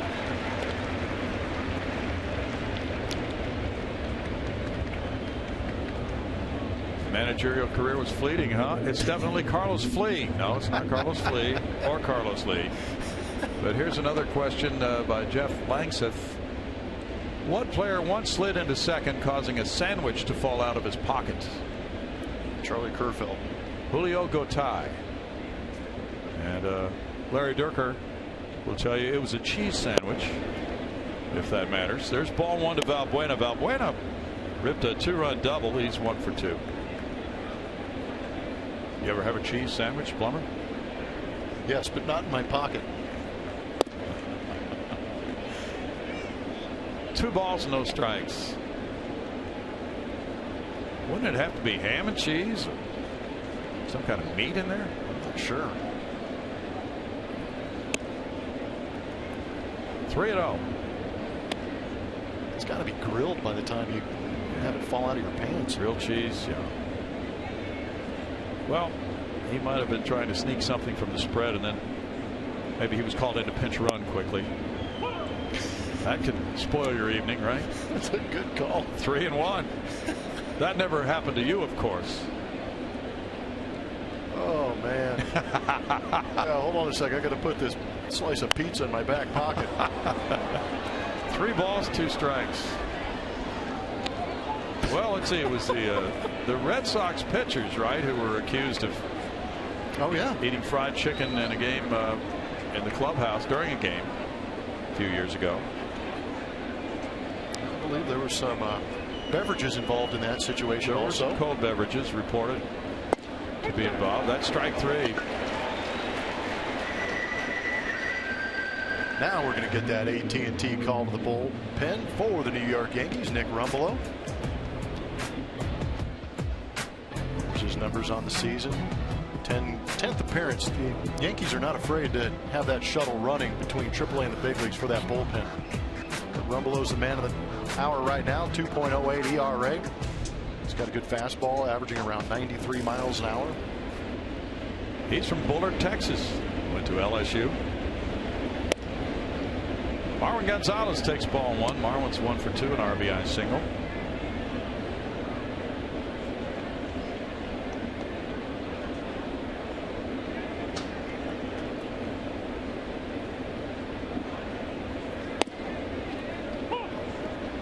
We'd like to acknowledge a message here on Twitter that Houston legend Dr. Red Duke passed away today. Sorry to hear that.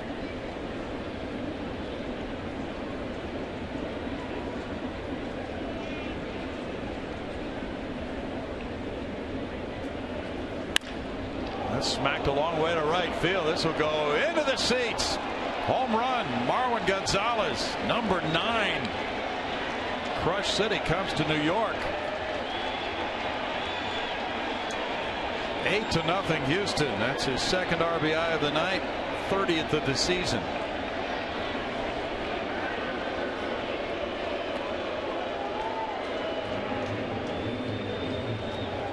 My goodness. Well, for lack of offense last night, the Astros are more than making up for it today. Another seed off the bat of an Astro hitter. Marwin Gonzalez now. The bomb. One more homer puts him in the double-digit club. That's strike 1 to Castro. That would give the Astros a new club record if they get one more player with 10 homers. They're tied with the previous mark with 9 players with 10 homers so far. Roll foul, and it's 0-2. That record was set in 2000. Did they throw it back? No, Mariano was upset. He got robbed. He's showing it off right in front of that kid. He's like, come on, man, give it up. Hey, it's tough out here. That one's laced to right field. This could be back-to-back shots. It's off the wall. Castro into second base. And he has a double, and he's on for the 3rd straight time in this game. Extra base hits ringing off the Astros bats.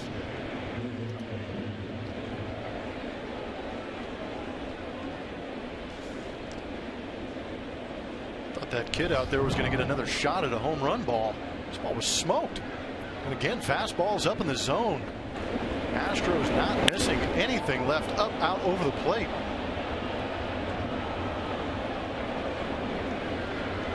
That's their 7th extra base hit of the night. 2 homers, 4 doubles, and a triple. 8-0, and it's Jose Altuve 0 for 2 with a walk. He punches one to right field. That's a hit. Castro is being stopped at third by Gary Pettis. Carlos Beltran throwing to the plate, and hit number 5 of the inning gets Altuve on the board and puts him at 150 hits for the season.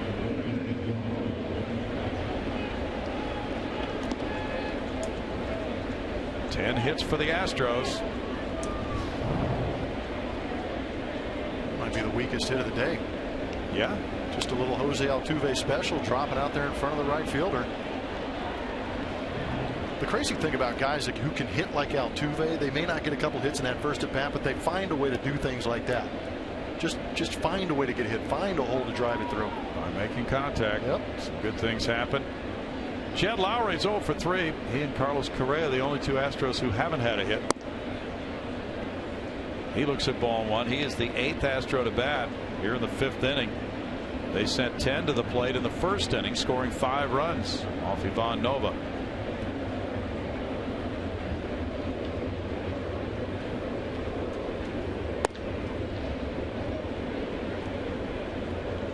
Two and 0 to Lowry. Rumbelow was drafted by the Yankees in 2013 in the 7th round. Last year, he pitched at Charleston, Tampa, Trenton, and Scranton Wilkes-Barre, climbing the ladder of the Yankee system. Sharply hit Ryan, on through Ryan, and a run will score on this. Castro to the plate. It's 9-0. Ryan failing to get down and committing his 3rd error on the grounder by Lowry. And that is one of the last remaining defensive specialists in all of baseball in Brendan Ryan. He is not here to get big hits. He's not here to drive the ball out of the ballpark. He is here to make defensive plays on a night like this. Wow, that hurts. Castro comes in on Lowry's grounder. An error allows run number 9 to score. Keeps the inning going for Carlos Correa. Yeah, you're right. That's a rarity for Ryan. Known for his glove. He even went down on a knee, and it still got under him. And at second base, it's such a luxury because you have so much time being that much closer to first base that when you go down to the knee, you almost want to put your chest in front of it like a catcher to make sure you keep it in front to get that out. True. And that would have been the 3rd out of the inning. Yeah, the glove came up. Now you get to face Carlos Correa. Oh boy. 9-0 Astros. Correa is 0 for 2 with a walk.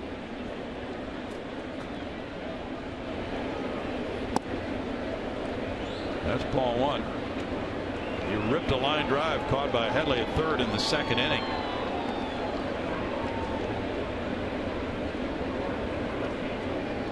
So Lowry and Correa are the 2 Astros who haven't had a hit. Now balk is called now, moving the runners along to 2nd and 3rd on the Rumbelow balk. Now they're doing it to themselves.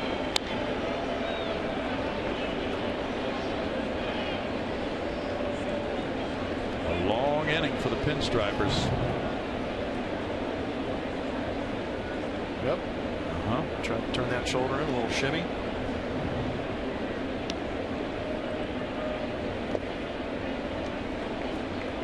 There's a swing, and it's a 1-ball, 1-strike count.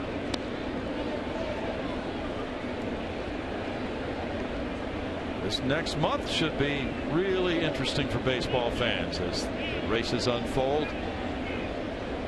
The wild card will take some twists and turns along the way. The Astros and Twins will play in the next series, and the Twins are right in that wild card picture. 1 ball, 2 strikes. It looked like they were going to slide out of it, but right now Minnesota's 63 and 61, 6 games out of the second wild card spot. It's going to take some doing, but the Twins have had a very good season under their new skipper Paul Molitor. They have some exciting young players. Correa started, and he's ruled to have swung by Sam Holbrook. It's a strikeout of Correa, and the Astros bat around here in the 5th inning. They get a long ball from Evan Gattis. This one way out to left field. That's number 20 for Gattis, and then another one from Margot. Marlon Gonzalez goes deep to right field on the way to a very big 5th inning, extending their lead to 9-0.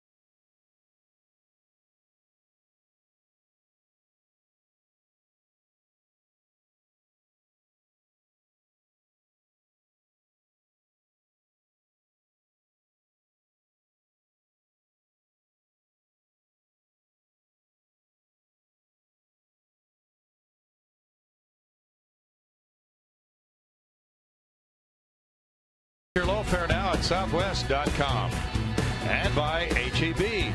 No store does more than my HEB. Foul ball as the 5th inning gets underway for the Yankees. In the top of the 5th, the Astros got 4 runs on 5 hits to stretch their lead to 9-0. John Ryan Murphy singled to center field in the 2nd inning, 1 of 3 hits allowed by Dallas Keuchel. Blue Jays lead the Rangers 3-2, middle of the 3rd in Arlington, Texas. There's a strike for Keuchel. Mark Burley on the mound for Toronto against Derek Holland. Jose Bautista ripped his 30th homer. Keuchel Beard showing up here at Yankee Stadium. Hey, go Beard or go home. Chris Colabello hit his 13th bomb of the year for the Jays. Murphy strikes out. Number 5 for Keuchel. Dallas started the night in 7th place in strikeouts in the American League.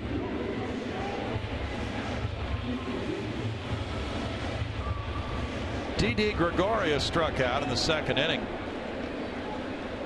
Now the Blue Jays are 12-4 against the Rangers since 2013 with a 2.19 ERA. They've had a pretty good dominance over Texas. Rolled foul, first base side. Astros fans hoping that continues here in this series. Since July 21st, the Blue Jays and Rangers have the American League's best records. 22-8 for Toronto, 21-10 for Texas. Somebody's got to be cooled off in that series.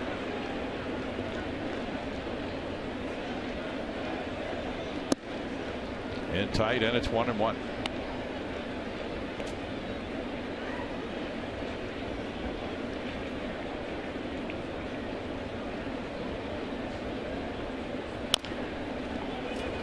It rolls out to Altuve, tossing it over to first for Valbuena. 2 outs.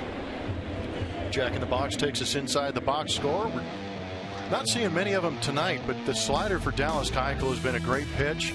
He does a good job of changing speeds on it, changing location, does a good job of getting on top sometimes with that downward break, but it has been a successful pitch for him, and therefore you see the percentages rising on it. He's throwing it a little bit more in recent months.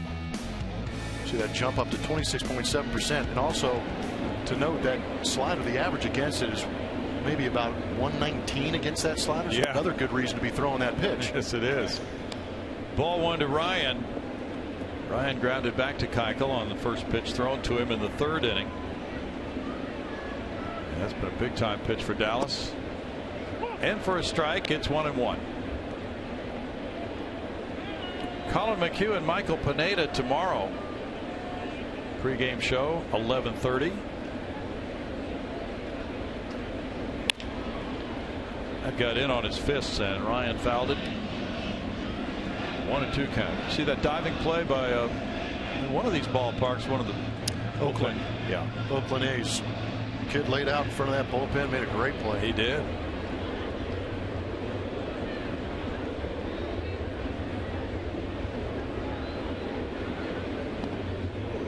Ryan takes it 2-2 to the former St. Louis Cardinal, Brendan Ryan.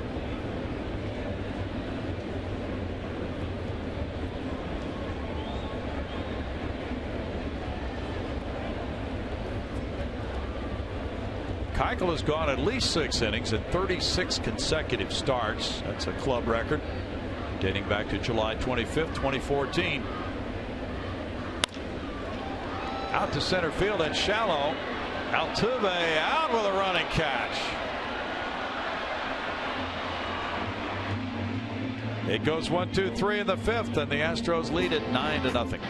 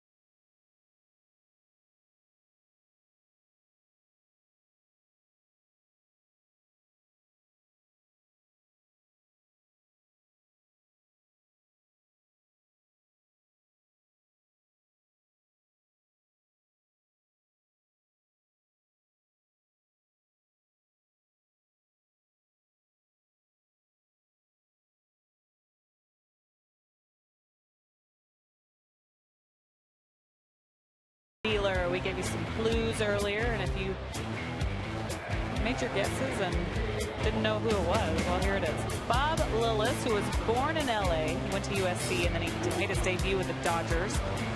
Pee Wee Reese blocked his path at shortstop, so he was traded to the Cardinals before ending up with the Astros, and his nickname was Flea. He managed the Astros for 3+ seasons. We had a lot of tweets on this. Follow us on Twitter. You can go on TV too. We mentioned that earlier. Hey guys, before the game, I talked about a little bit what A.J. Hinch said last night as far as this team and not really needing to learn how to play in big games. They know how to do that, but just being resilient, coming back after a tough loss last night, like last night. Safe to say, I came back strong, guys.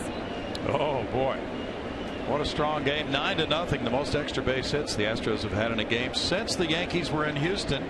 June 27th, they had 8. Colby Rasmus, Chris Capuano, first pitch in the air near the right field line. Brendan Ryan way out, looks at Beltran behind him and calls him off.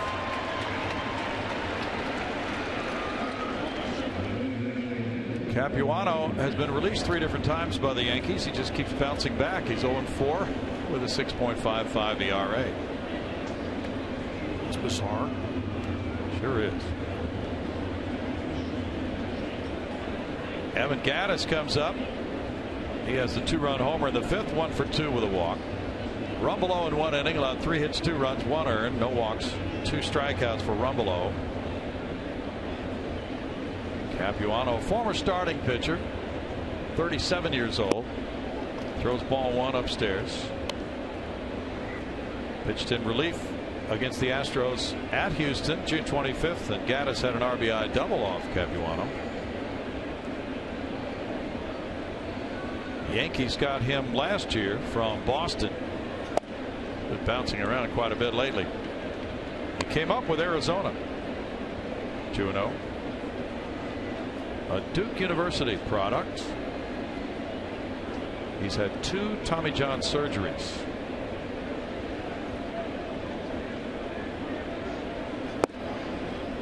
In for a strike. 2-1.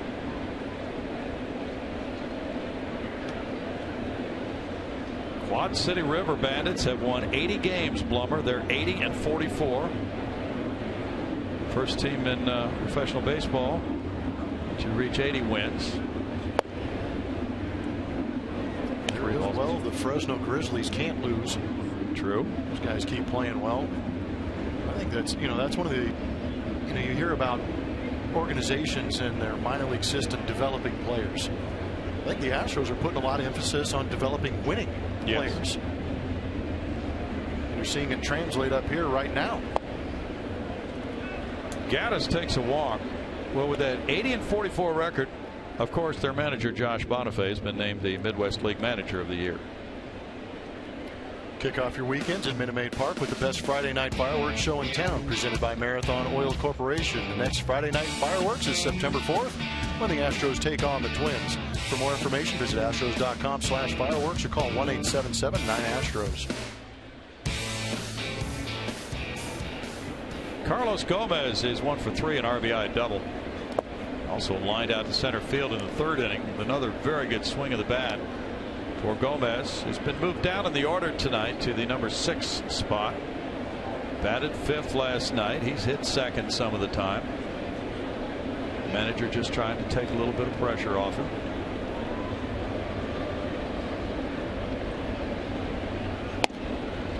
Tell you what, a game like this could take pressure off him, not only from the way he has swung the bat, but what his teammates are doing around him, showing him that he does not have to hit the ball 600 feet. Yeah, getting traded is tough, but then you get traded to a first place team, and I think the mentality should be, how do I just mix in and let these guys continue what they're doing? Because I don't think the expectation was to trade for Carlos Gomez and have him carry this Astros offense by any means. Nope.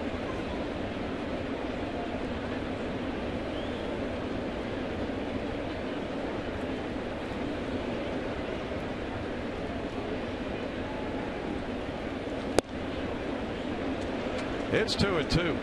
It looks as if there's an excellent chance George Springer will be back in the Astros lineup when they return home against the Seattle Mariners. He'll probably need about 2 or 3 minor league rehab games, wouldn't you think? Yes. It's just timing.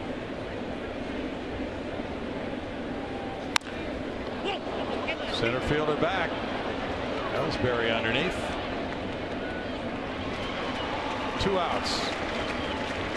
A.J. Reed is having a terrific minor league season. Second round pick in 2014. A big fella, 6'4", 240, 341, 30 homers, 112 runs batted in, and he's even gotten hotter the last 10 games. Got some issues on the field. Gomez flipping a bat again. We know the history between Brian McCann, who's not catching tonight, but John Ryan taking exception to Gomez flipping the bat after missing that pitch right there.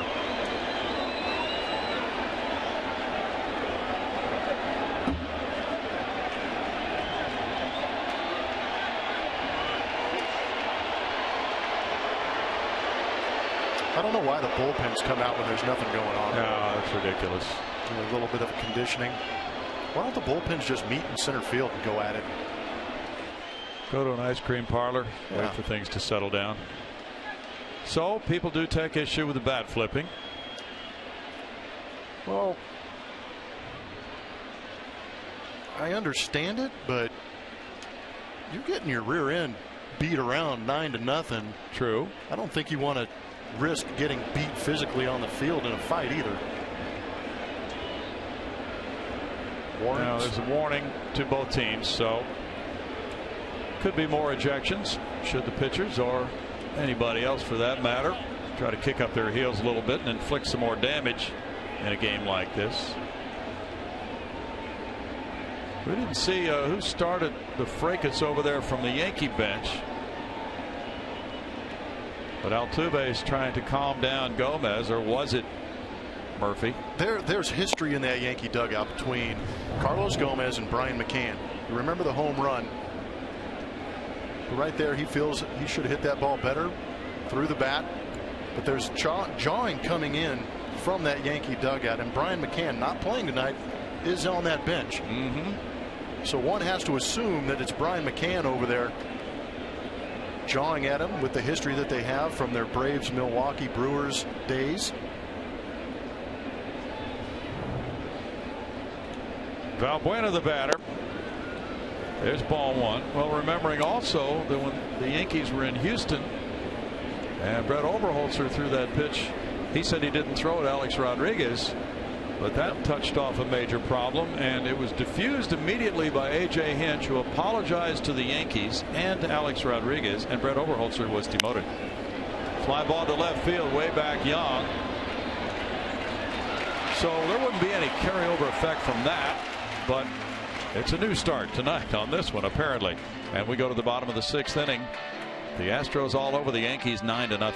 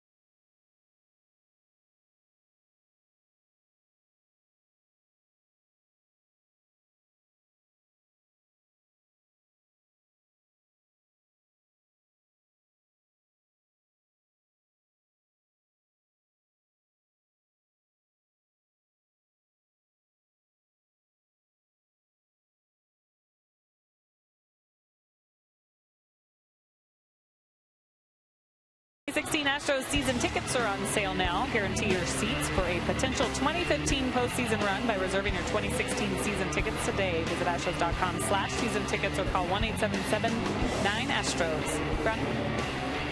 Julia, we got a note from Jane Hansen that Corpus Christi is shooting for win number 80 of the season tonight as well. We talked about win number 80 already having been achieved by Quad Cities. So the Astros farm teams just continue to nail it this season, and even the St. Louis Cardinals have only 79 wins, Plummer, so that is quite an achievement for a minor league team. It really is, considering their season's going to be over in about a week or two. It'll be pretty quick. Racking up some wins. Jacoby Ellsbury moves back from ball one in tight from Dallas Keuchel. Ellsbury 1 for 2. Back to the bat flip episode. We've seen teams take issue with other teams when a hitter makes an out and flips the bat.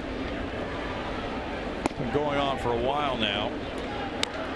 1 ball, 1 strike, and I think the way it's interpreted in this case by somebody on the Yankees, it's that they would feel that Carlos, by flipping the bat, making it out, is saying, I don't think I should ever make an out, right? Yes, that's the assumption. 1-2. And if you're hitting 330, you can probably get away with it a little bit better than if you're hitting 230, 240. But again, it's just it's your reputation. Line to short, Correa. 1 out. Well, if that is in fact your style of game, so to speak, do you make allowance for someone's style of game if you're on the other team? That is the question. And I mean, we've all played against and seen guys that you can't stand playing against, but you want them on your team. Right. So it's kind of tough in that sense, but at the same time, there's Brian McCann right there. There was some big time issues between them, so I'm sure a lot of that goes back to then. Strike to Chris Young. He's 0 for 2. But I think this day and age, the game is evolving. It's changing in a way where there is a lot more personality being exposed on the field. Some of it is well taken, some of it isn't. True. Lowry underneath. 2 outs. Did you remember anybody when you were playing who aggravated you with bat flipping or anything along those lines? So one certain, and I'm actually good. I mean, I consider myself to be friends with him now, is A.J. Pierzynski. Right. Played against him for years when he was with Minnesota and then San Francisco. I couldn't stand the guy. We ended up on the same team in Chicago, and all of a sudden I was like, okay, this is just some on-field antics that this guy does. We had a conversation, and now we're pretty good friends. Yeah, you're right. Teams have taken issue with A.J. down through the years. Ball 1 to A-Rod. But I don't think A.J. really made it about himself. It was more just to antagonize the opposing pitcher, the opposing players, kind of get them off their game. Yeah, there's an art to that, and he seems to have mastered that art. Absolutely.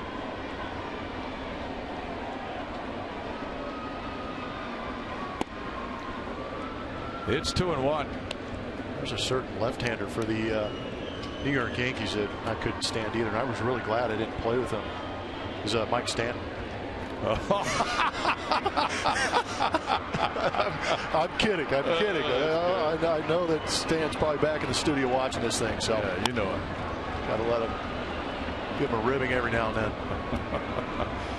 2 balls, 2 strikes. You didn't like all those rings he was accumulating. Yeah, he did a good job at that, didn't he?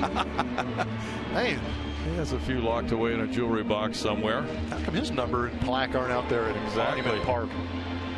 He made a few appearances for the Pinstripers down through the years. Sure did.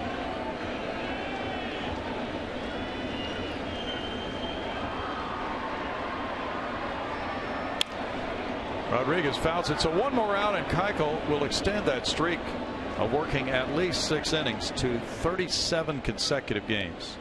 We're looking for the Mike Stanton plaque. If I knew his number, I'd write it up on the telestrator, but I can't remember.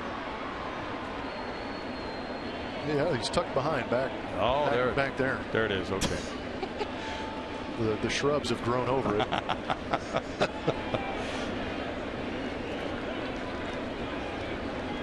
Justin Verlander pitched 6 innings or more in 63 straight starts. Rodriguez strikes out, and now Keuchel has done it in 37 starts in a row, and through 6, the Astros lead the Yankees 9-0.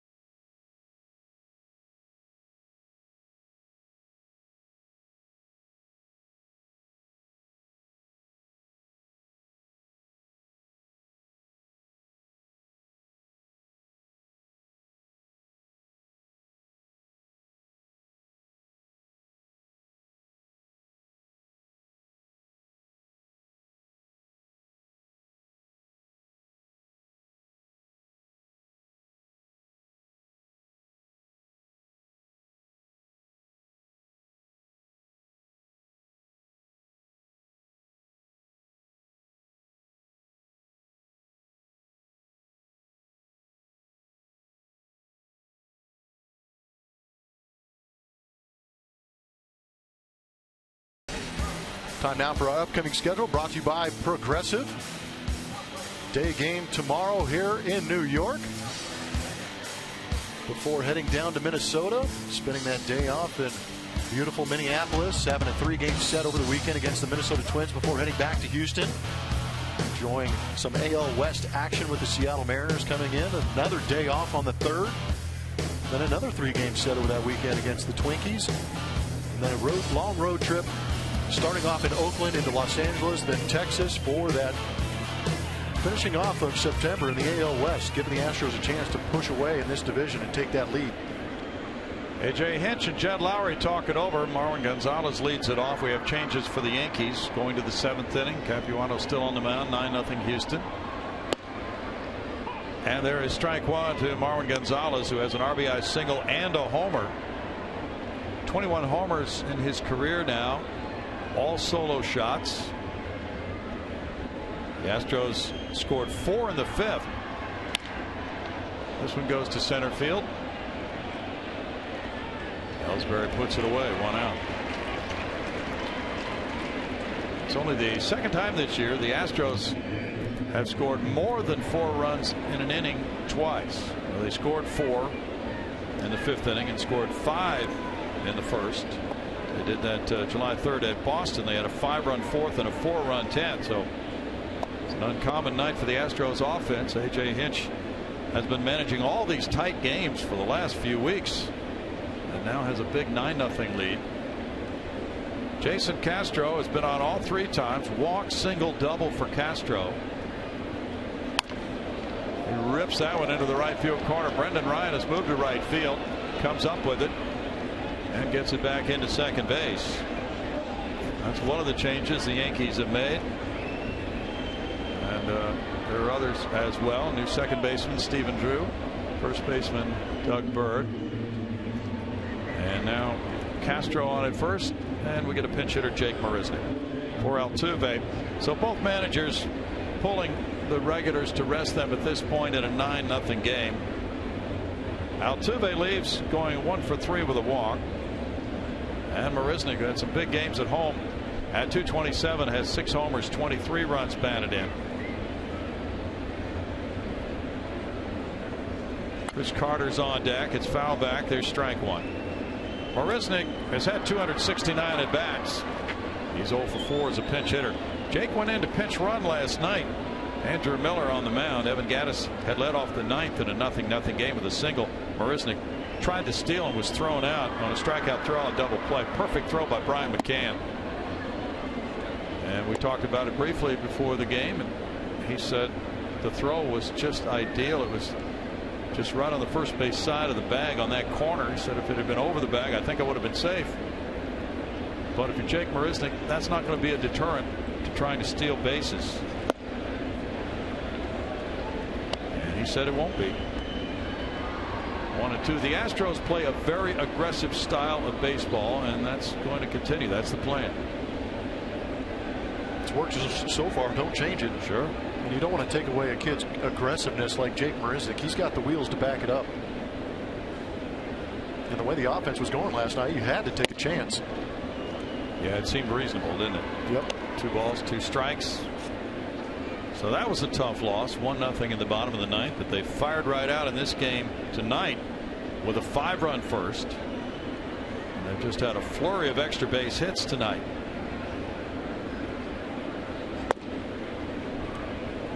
Three balls, 2 strikes to Marisnick. Yeah, baseball can be maddening. If this game finishes the way it is right now, they could outscore the Yankees 9-1 and have a split in the series.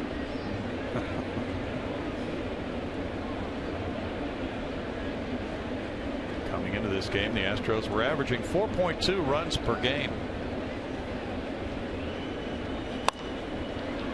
Foul ball. Keeps the count at 3-2. Nationals lead the Padres in the bottom of the 6th in Washington 4-2. Steven Strasburg on the mound for Washington. James Shields has gone after 5 2/3. Castro's 3-hit game, a season high, and Jason has been on all 4 times tonight. Marisnick fouls that one, staying alive at 3-2. Chris Carter on deck to pinch hit for Jed Lowry. So a good opportunity for both these skippers to move some of those guys who have been grinding it out of the lineup. Get some at bats for some other players who have not been playing as much. Day game coming tomorrow. Well, a lot of players really appreciate that. If they're going to play in the day game tomorrow, you get them out of a 9-0 game now. And it's really a positive in 2 different ways. Like you said, they get the time off and then play the day game tomorrow, and you get the added benefit of the scheduled day off, which is a beautiful thing. Get your legs back under you. Yeah, that's true. That's Thursday. Now Chris Carter pinch hitting for Lowry. Lowry tonight 0 for 4, reached on an error. Carter has a 181 average for 337 at bats, 17 homers, 49 runs batted in, 0 for 8 pinch hitting. Carlos Correa is on deck. It's strike 1. There are only 3 extra men, so to speak, for A.J. Hinch right now on the bench. Marisnick and Carter have been used, so Hank Conger is the only position player who has not come in.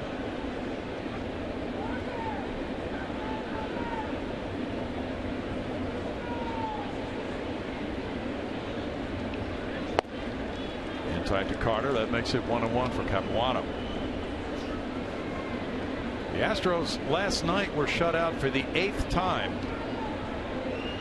What's odd is that the Yankees have not had more shutouts than they've had. They've had 2 all season. Wow. That was their first at home. 2 balls and a strike. Got to imagine shutouts here at Yankee Stadium have got to be rare. Yes. Very fine hitter's ballpark here.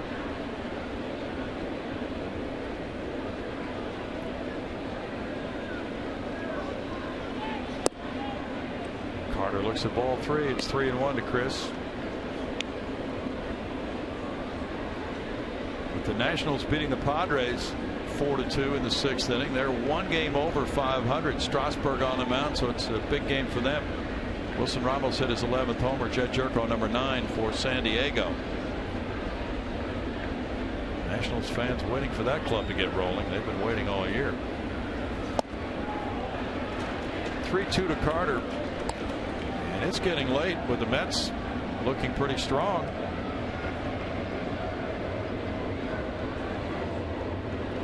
Mets are leading 6-4 at Philadelphia in the bottom of the 6th inning after bashing the Phillies last night. They have a home run from Yoenis Cespedes.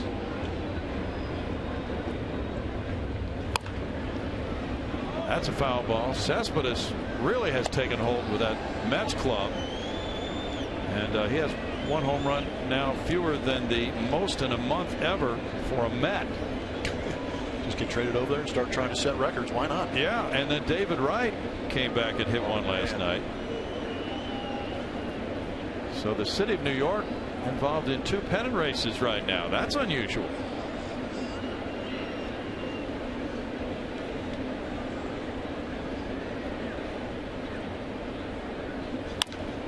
That's foul back. Well, fans all over with teams in contention are thinking, what if, in the playoffs, what if this World Series, that World Series matchup? It's part of the fun.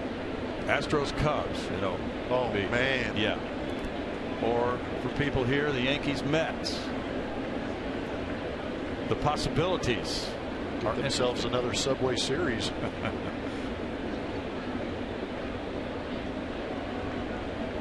Question is, who are the guys that work in our booth with us? Who do they work for? Struck him out. 2 outs. That worked for both teams, right? They could do some double dipping to people who work baseball in New York. It's not a bad thing. That's a great thing. Carlos Correa is 0 for 3 with a walk. Mets really rolled it up last night. Cespedes hitting his 7th tonight with Noah Syndergaard on the mound. He went 5 innings, giving up 4 runs, 2 of them earned. Jerome Williams was the Phillies starter. Ryan Howard hit his 21st. Correa looks at ball 1. On an Astros Mets World Series, a little 1986 redemption on them. Kind of fun.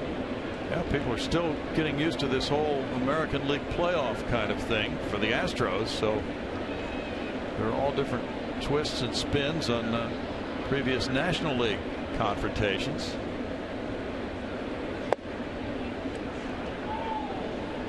It's 2-0. The Angels lead Detroit. It's 8-6 in the bottom of the 6th inning. Mike Trout has struggled this month, and the worst month for him since his first year in the big leagues.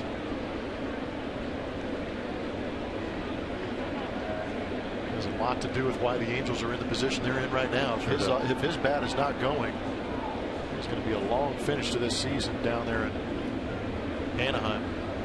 Pujols hit his 34th earlier. Weaver's still in the game. And for a strike, 2-1 to Correa. Weaver's given up 6 earned runs in 5 2/3 innings, and he's still pitching. James McCann hit his 6th for Detroit. Miguel Cabrera is now hitting .367. What? Yep. Man.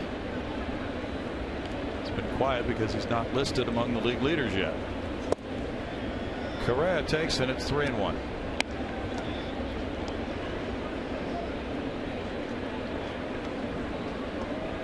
Some other people tweeting in they want to see Astros Cardinals World Series matchup, or Astros Dodgers. Interesting to ponder the possibilities, though. Oh man, the pitching in that series at the Dodgers. Astros go after it. Mike Stanton has fired back at you. Wait a minute. Okay. Yeah. Glad I finished reading that, because the first sentence I was about ready to jump out of the booth.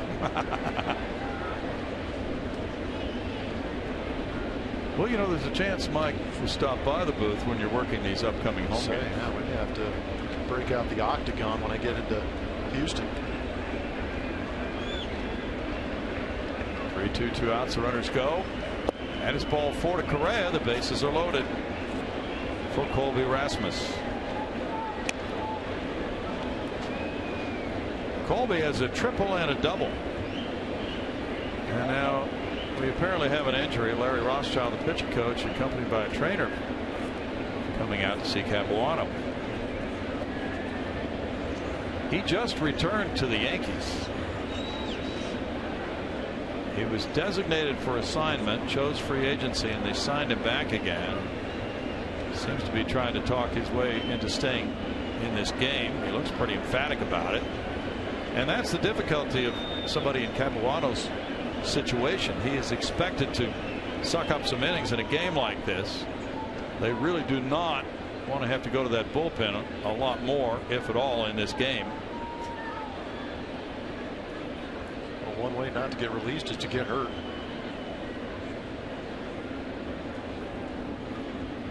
Watch every out-of-market game live or on demand in true HD on over 400 devices with MLB.TV Premium. Real-time highlights, live look-ins, pitch tracking, and more. Blackout and other restrictions apply. Visit MLB.TV for details. It's a good year to have that service with all the games to watch. Capuano trying some warm-ups. And he has passed the test to stay in this game and face Rasmus. Twins and Rays are hammering away at each other. 10-7 Twins, bottom of the 5th inning in St. Petersburg. Ervin Santana started. He got lit up for 8 hits and 5 earned runs in 2 2/3 innings. Nate Carnes took a beating for Tampa Bay. 3 innings, 5 earned runs. Colby Rasmus ready now.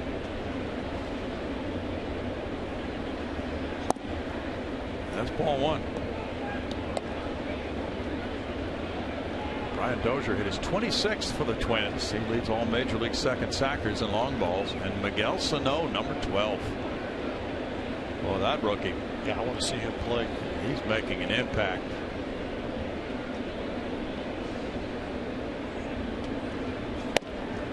In for a strike to Rasmus. 1-1 to Colby. And Byron Buxton is leading off again tonight for the Twins. He's just recently returned to them.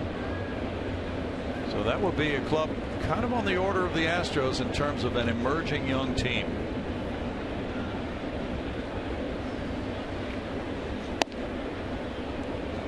It's 2 balls and a strike. Friday night at Minnesota, Scott Kazmir opens the series against Kyle Gibson. Saturday night it's Mike Fiers and Mike Pelfrey. Sunday, Lance McCullers and Ervin Santana.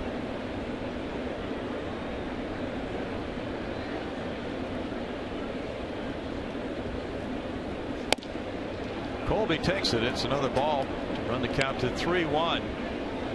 Astros have out hit the Yankees tonight 11-3.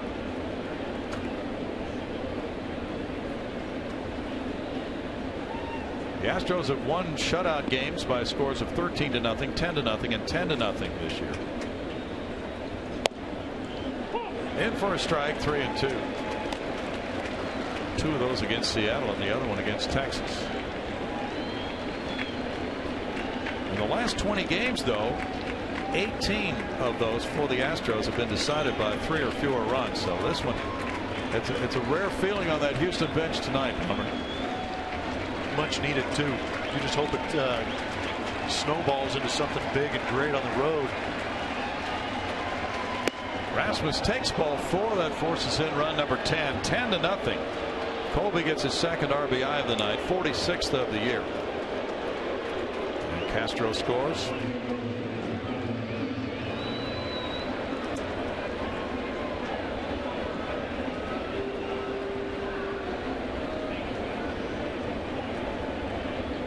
Those are high fives of relief. Getting reacquainted with everybody else in that dugout with those high fives. Evan Gattis has a 2-run homer and a pair of walks. Liner to left, in for a hit. Marisnik scores. And it's going to be a 2-run single.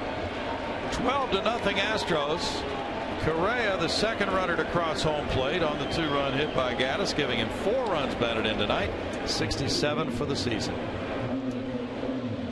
Good time to be greedy. A lot of fans may say hold on to some of these runs for later in the season and push them back a little bit, but as a hitter, been in a little bit of a drought with scoring some runs. You're going to go out there and get greedy when you have guys on base. Take advantage of the situation. And again, you have a chance to get deep into that Yankee bullpen. Quick turnaround with that day game tomorrow. Ball one to Gomez. Gomez 1 for 4. He's driven in 2.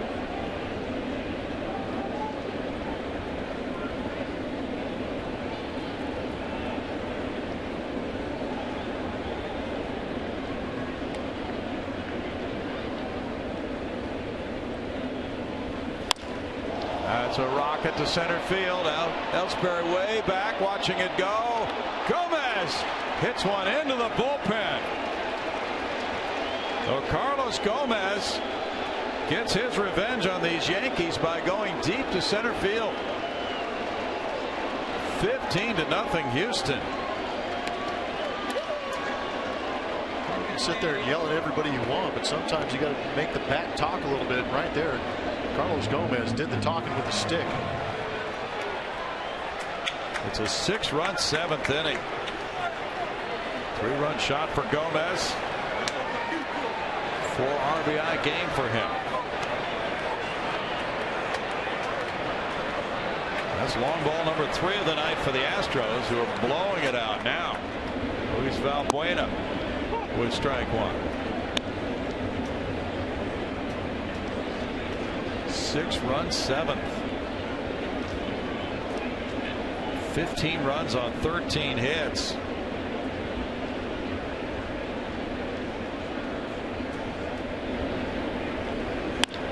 Valbuena bangs a line drive to right, caught by Ryan, and the Astros bat around for the 3rd time. They lead it 15-0.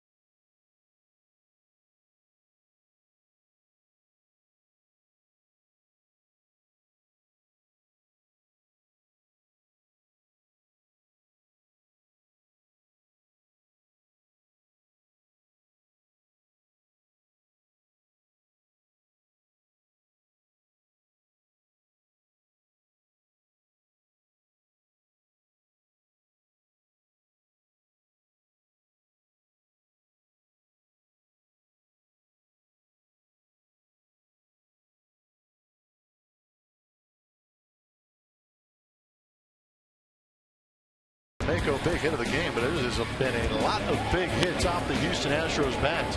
This is the one that got it all going in that first inning. Colby Rasmus, big swing, drops it in front of Jacoby Ellsbury for a triple. A couple of RBIs on that, and it just continued to string along for the Houston Astros as far as extra base hits are concerned. Valbuena doing a good job staying on that fastball, going the other way.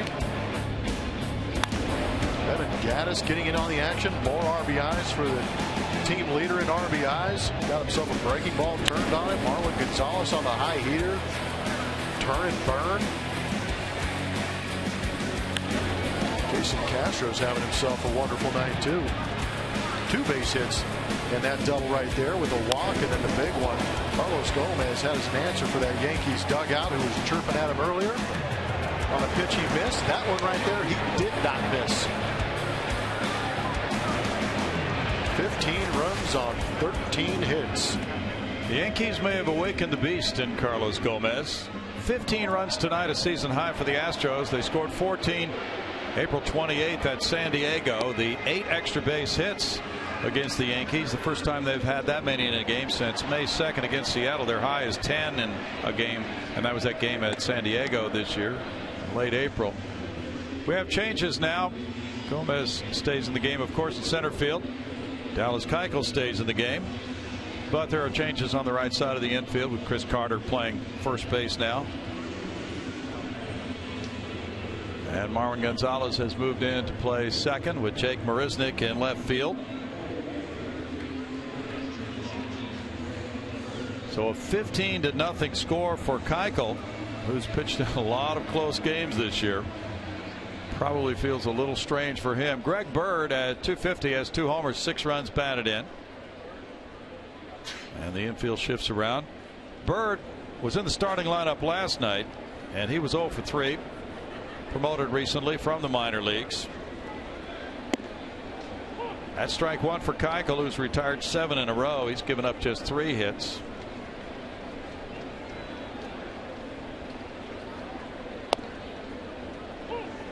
Oh, and 2 for Dallas.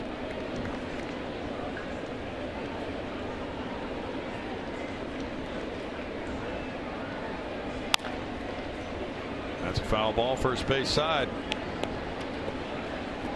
Win number 70 of the season for the Astros will tie their total for last year. 70-57 will put them in a position to go for a 14 over 500 mark tomorrow. And that would equal their high water mark of this season. 1 ball, 2 strikes. Dallas Keuchel will be a 15-game winner with a win tonight.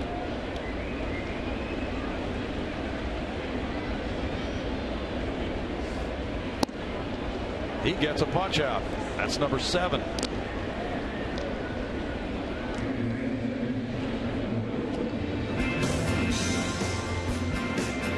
How about that for a run of outstanding work? What makes it even more tremendous is you put it up against guys like Zach Greinke and Clayton Kershaw. I mean, they're having good consecutive starts, but Dallas Keuchel, my goodness, 37. And he's a grinder. I mean, I'm sure if you asked him what he was most proud of last year was that getting to that 200 inning mark. Marisnick tried to climb that wall in foul territory in left field and get to that one. Stephen Drew fouling it for strike 1. Jake's been tired of sitting on the bench tonight. Michael Wacha of St. Louis and Bumgarner Madison of the Giants have 15 wins, as well as the Cubs' Jake Arrieta in the National League. It's a 1-1 count, so that would put Dallas Keuchel in a position to become the 4th 15-game winner in the majors this year. He gets a strike there, and it's 1-2. The Astros scored 16 runs April 9th at Seattle in a 16-9 win. That was in 2013.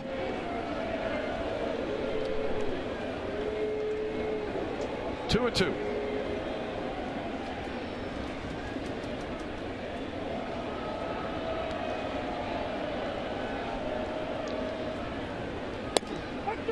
Struck him out looking. That's number 8. Keuchel ain't messing around. He's just going right after that strike zone. Can't play him a big lead.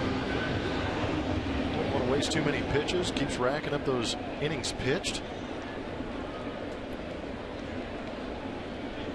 Chase Headley's 0 for 2.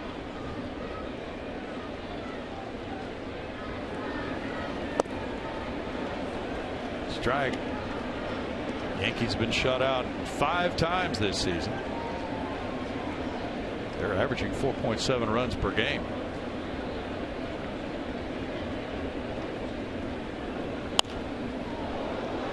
No balls, 2 strikes.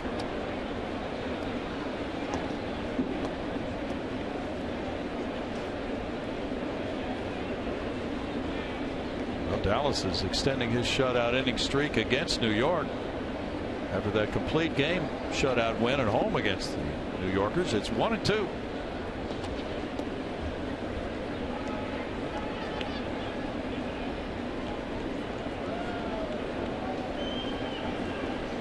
Ryan Braun hit his 23rd home run for Milwaukee, but Cleveland leads it over Milwaukee 9-4 in the 8th.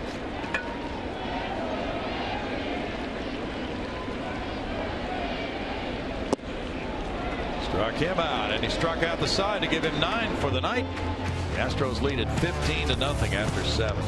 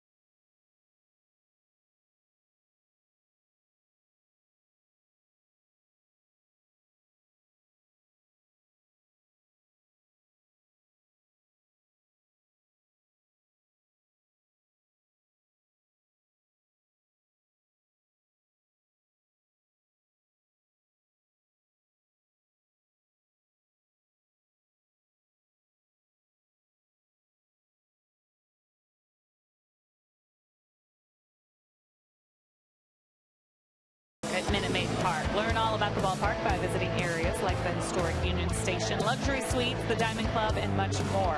For more information, visit astros.com/tours or call 713-259-8996 to schedule your tour today. That's one happy dugout, guys. So unusual and so welcome for the guys in that dugout to have a game like this with some laughs during the late innings. Been a lot of tense moments during the late innings. Some walk-off wins and smiles certainly after those games. People jumping around, but a totally different informal feel right now in that dugout with the big lead. And in fact, this game is so far out of hand that a position player is coming in to pitch for the Yankees, Brendan Ryan. Yeah, that usually doesn't mean that's a good thing for the team that the position player is pitching for. 15-0 lead for the Astros, and it's Ryan pitching. Making his pitching debut. He was at second base, then moved to right field. Now it's his third different position of the night. Chris Young has moved to right field. Brett Gardner is in left field for the Yankees. The only position player remaining unused for Joe Girardi is Brian McCann. And there's ball one for Ryan. Just kind of work on that release point. Dallas Keuchel, numbers he's putting up in the last 2 games he's faced these New York Yankees. Yeah, this is a good hitting team, second in the league in runs scored, and he's shut them out this season for 16 innings of work. 21 strikeouts. Looks like he's coming out. Vince Velasquez warming up in the bullpen for Houston. 2 balls and a strike.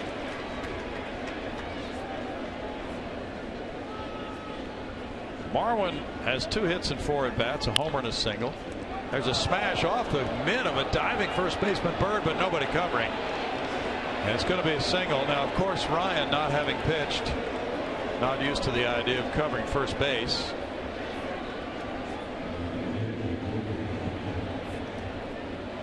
So he probably won't get fined for not covering.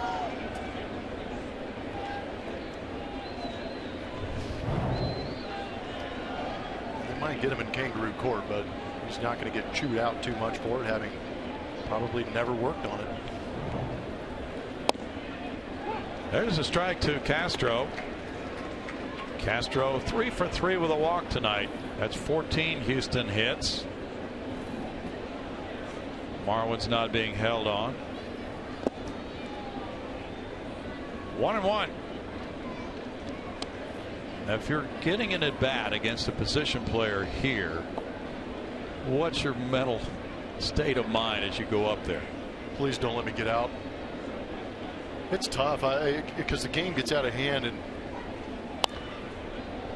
you'd have no clue. There's no scouting report. There's no nothing. You don't know if he throws hard. You don't know if he actually knows how to throw a breaking ball of any kind. It is just see a pitch in the zone and hopefully you time it up and square it up.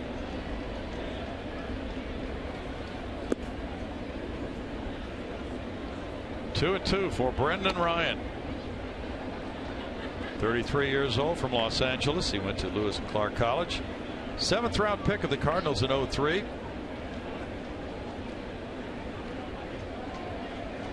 Made his major league debut back in 07 at Houston. Foul back. This is the first time since August 3rd, 2010, the Astros have had 3 different innings of at least 4 runs. They had a 5-run first, a 4-run 5th, and a 6-run 7th.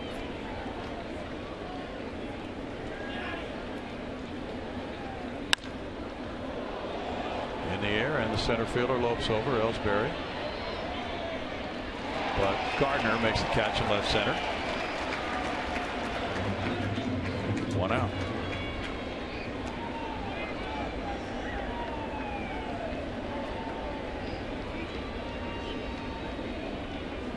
Marisnick comes up. Check out that line score. It's a big one. What you want to see as a manager, you want to see some crooked numbers up there. Foul back by Jake. He drew a pinch walk in the last inning, hitting for Jose Altuve. Night off. Vince Velasquez, though, is warming up, as we mentioned. 0-2. Now you're telling yourself, I'm not going to be the guy he strikes out. And not so much for this to striking, it's the tension you'll get in the dugout. And he got a hit instead. Sharp single through the left side by Marisnick. Welcome to the event, Jake, getting his own knock. 15 hits.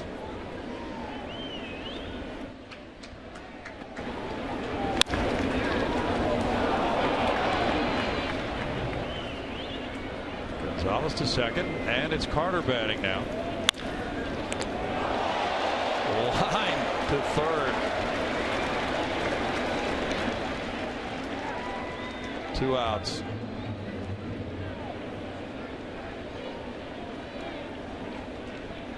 Correa is hitless tonight. 0 for 3 with 2 walks, 2 runs scored for Carlos.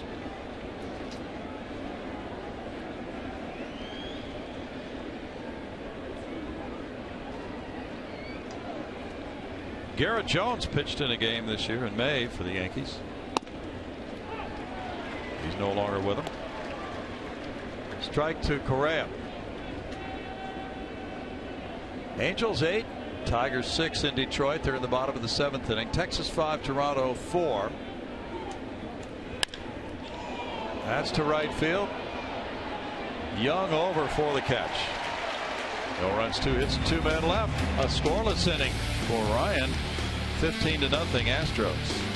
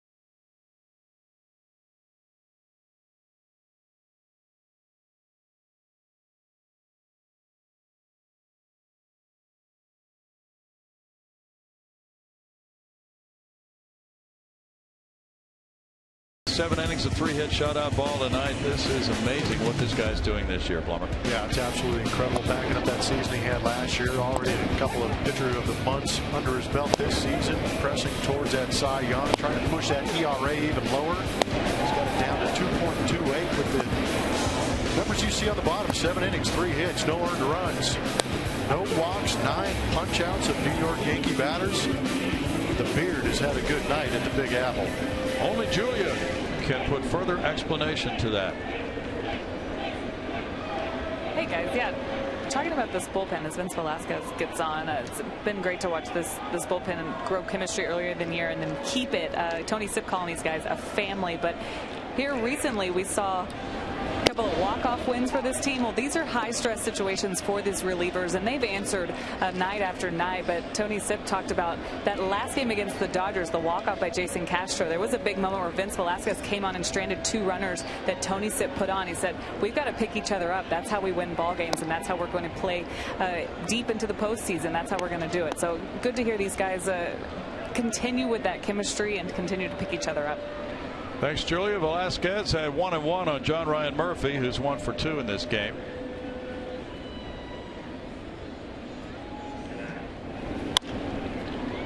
In the air, foul, and headed for the seats. 1-2. Dallas Keuchel, 7 innings, 3 hits, no runs, no walks, 9 strikeouts. He threw 88 pitches, 63 of them strikes. He just went right to work with the fastball with the 5-run lead after the top of the first inning. And so for the season, Dallas against the Yankees has worked 16 innings, allowed 9 hits, no runs, walking 1, striking out 21. He's going to take that pink slip back to Houston.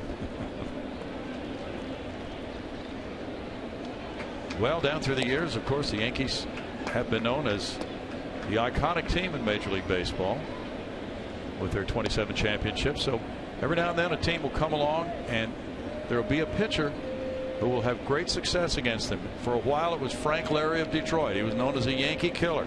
Maybe it'll be Dallas Keuchel.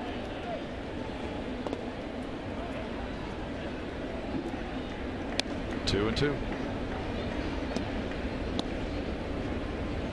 Chris Capuano in 2 innings allowed 3 hits, 6 earned runs, walking 4, striking out 1. And so far, the only Yankee pitcher who has not given up a run is Brendan Ryan. So far. He's got a shot in the ninth. Struck him out looking. Murphy retired. That's the 10th punch out for the Astros pitching staff tonight.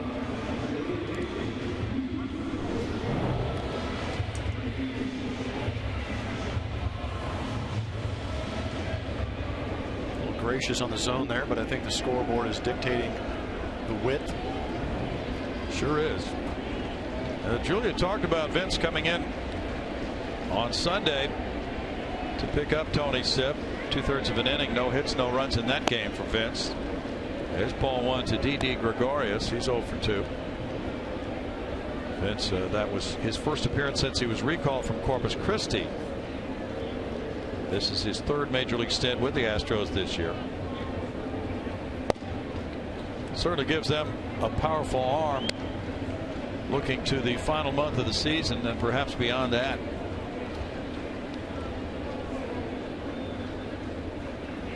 I like it.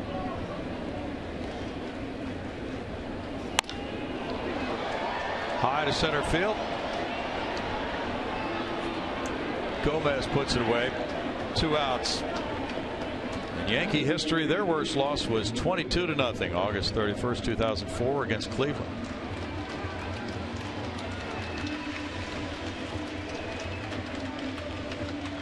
Now the pitcher, Brendan Ryan, comes up. Just rolls off your tongue, doesn't it? That's a little weird, isn't it? Oh man, he's 0 for 2. Say he needs to take a screenshot just because of that.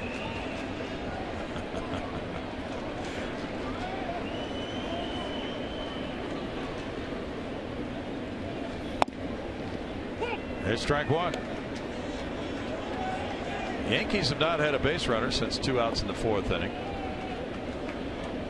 With an ERA of 0, he's on the board as a major league pitcher. Foul tip, and it's 0-2. 12 straight have been set down by Astros pitching. Astros best shutout win was 15-0 April 26th, 98 at Montreal. Moises Alou drove in 5.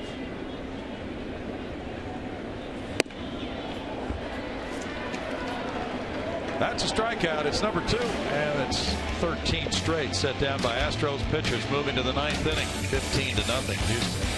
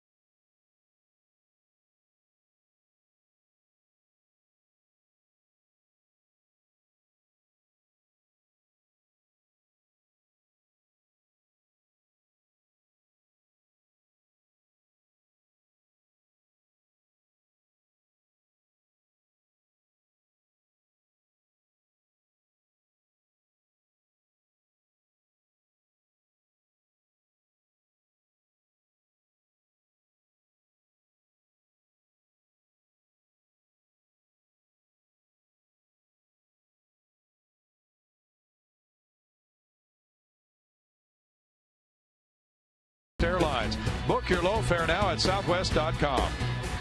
And by Jack in the Box, for a limited time, try the new Portobello Mushroom Buttery Jack with melted garlic herb butter.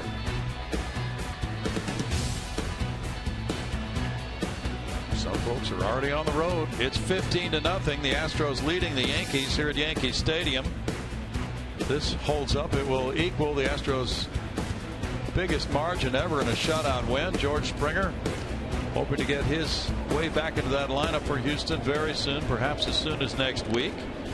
He's been a spectator for 15 runs on 15 hits, 3 home runs by the Astros, 8 extra base hits, and they still have the 9th inning coming. Colby Rasmus has an RBI triple, a double, a walk, 3 runs scored.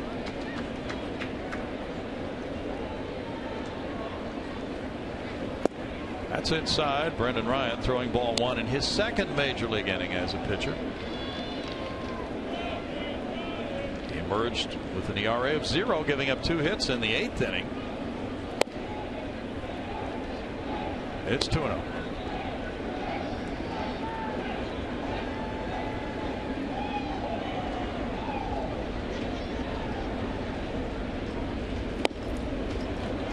Two balls and a strike.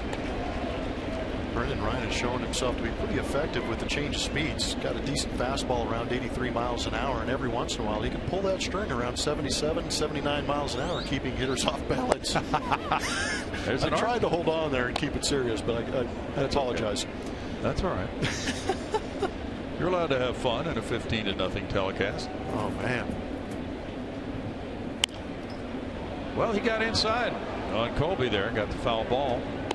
3 balls, 2 strikes. So Ryan is working both sides of the plate tonight. I don't think Colby Rasmus is respecting the velocity from Brendan Ryan. No. He's about to step on the mound when he swings.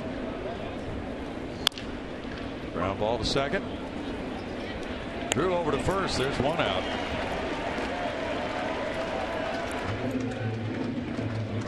Just imagine Brendan Ryan might have a career ERA of 0. He might never pitch again if he can get 2 more outs here without a run scoring. So he is pitching for something. He is pitching for something, for a moment in history, tying the best of all time. Evan Gattis ripped a 2-run homer in the 5th inning. He had a 2-run single in the 7th. He also has a pair of walks tonight. Here's strike 1. Ryan hit the corner on that one. He's getting a feel for that release point now.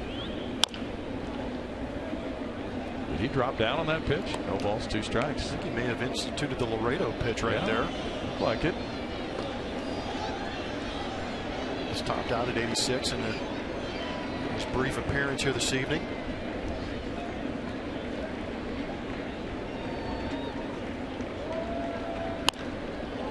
Fly ball hit to left field. Gardner's coming in. Gregorius back. 2 outs. Stay tuned after the game as Kevin Eschenfelder and my arch enemy Mike Stanton break down all the action from today's game, plus interviews from the clubhouse and much more on the Astros postgame show presented by Houston Methodist.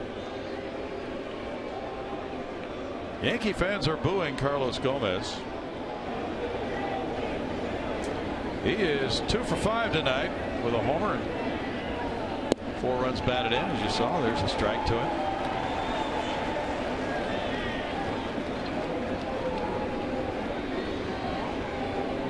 You were never fortunate enough to be a pitcher, were you, in a game? No, when we got in those situations in the pit and the manager kind of hollered down to the end of the bench, who wants to go on the mound, I ran. I wanted nothing to do with it. You didn't catch and you didn't play center field. You played everything else. Liner to third, speared by Headley. We go to the bottom of the 9th inning, 15-0, Houston.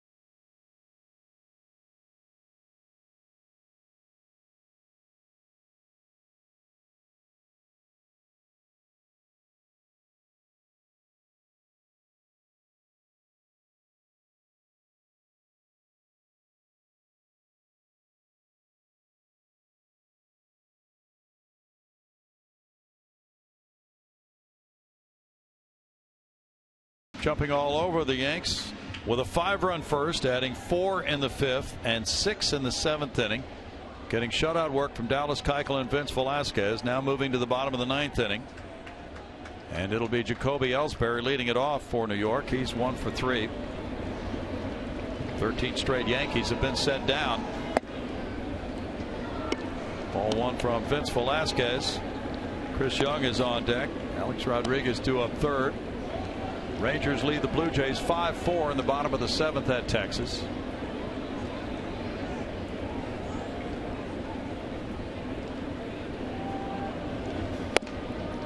It's 2-0. The Angels lead Detroit 8-7 in the middle of the 8th at Detroit.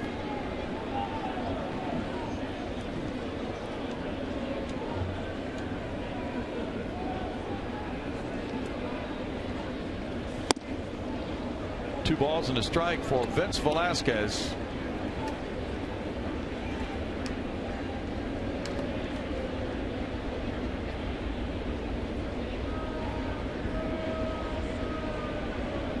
Vince is 23 years old, from Pomona, California. Fouled into the seats. It's 2-2.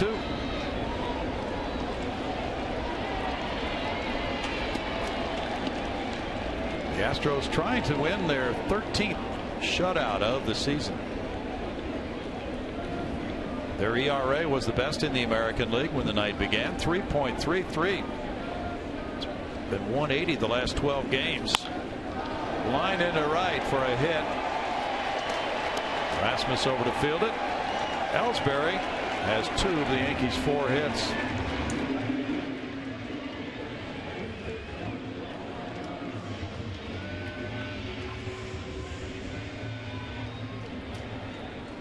Now it's Chris Young. Chris 0 for 3.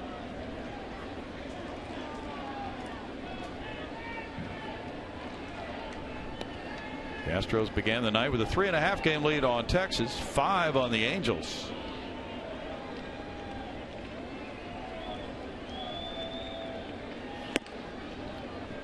Strike to Young. They have lost 18 of their last 22 on the road. They've lost their last 9 road series, and will now have a chance to put that to a halt tomorrow.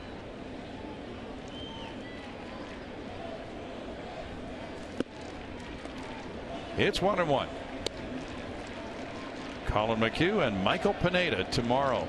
Astros pregame show on the air at 11:30. Colin going for win number 14 of the year.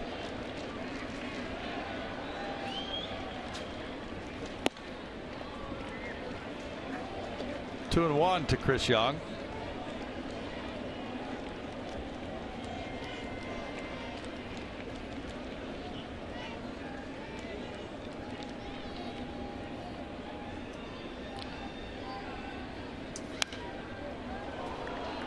It's 2-2.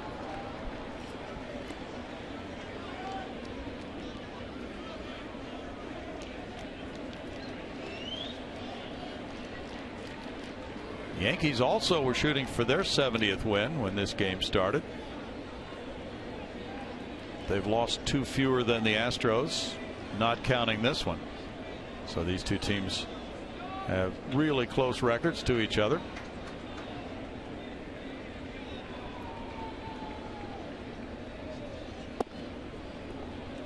It's 3-2. There hasn't been a whole lot of focus, Blummer, on best record in the league. Of course, it does belong to Kansas City, 76-48, .613 winning percentage. So if the season ended today, that would give the Royals the upper hand, home field advantage throughout the playoffs in the American League. It's always a good thing, especially out there at Kauffman, the way the fans have been showing up. It's been beautiful out there. If the other teams leading their divisions, and if Kansas City's 13-game lead over Minnesota holds up, certainly they're going to romp to the AL Central, but that home field advantage will be a carrot dangling out in front of them the rest of the way. Yeah, and you look at those home records and you can see why it's so important to have that. If you're playing well at home, the more games you play there, the better it's going to be in the playoffs for both the players and the fans. A shot to left field will hook foul.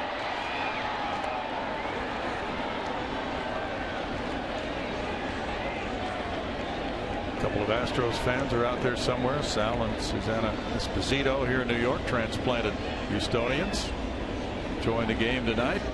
Astros just make one trip all year to Yankee Stadium. Some more Astros fans right there.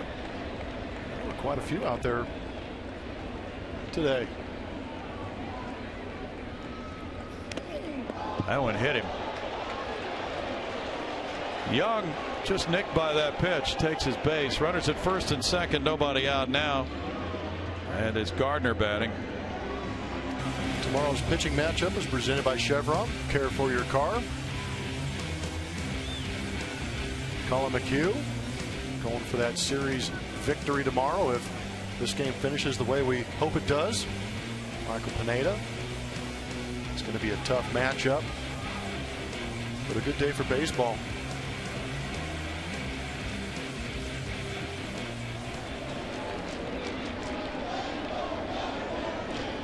Gardner's batting for the first time. He is the left fielder to Took over in A-Rod's spot in the lineup, the number 3 spot. 276, 12 homers, 54 runs batted in for Gardner.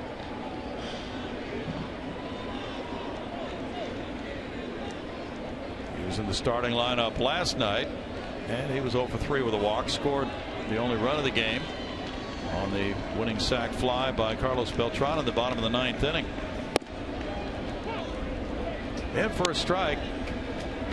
So it could go from a 1-0 Yankee win last night to a 15-0 Astros win tonight. Back-to-back shutouts, and in what different fashion. Yeah, I think the offensive coordinator got the message.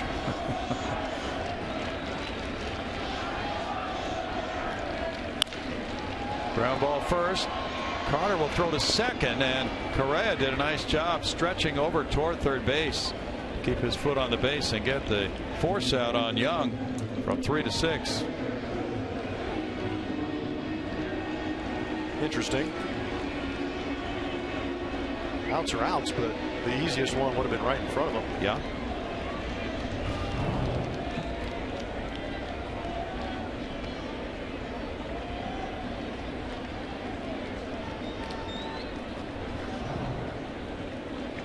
Greg Bird's the batter. He struck out in the 7th inning.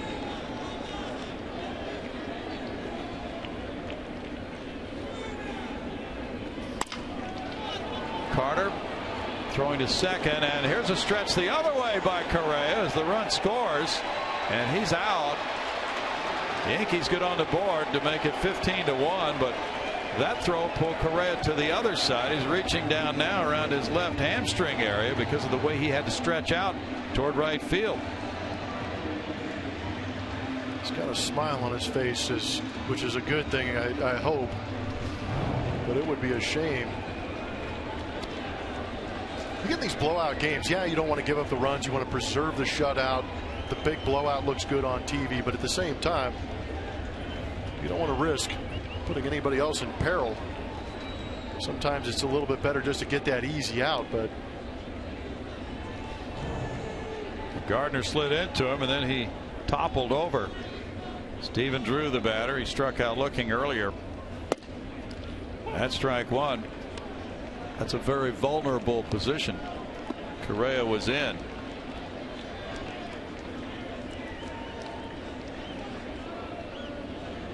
And when Ryan moved in to do the pitching, and the Yankees lost their DH. No balls, 2 strikes.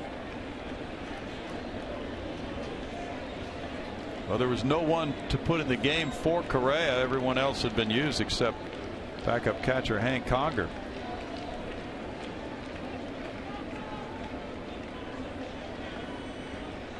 Carlos might be coming in for a day off soon. A.J. Hinch has been talking about starting Marwin Gonzalez at one of the middle infield spots the next few days. Still 35 games remaining after this one, so players will be resting some, but the Astros do have more days off than their closest pursuers in the American League West anyway.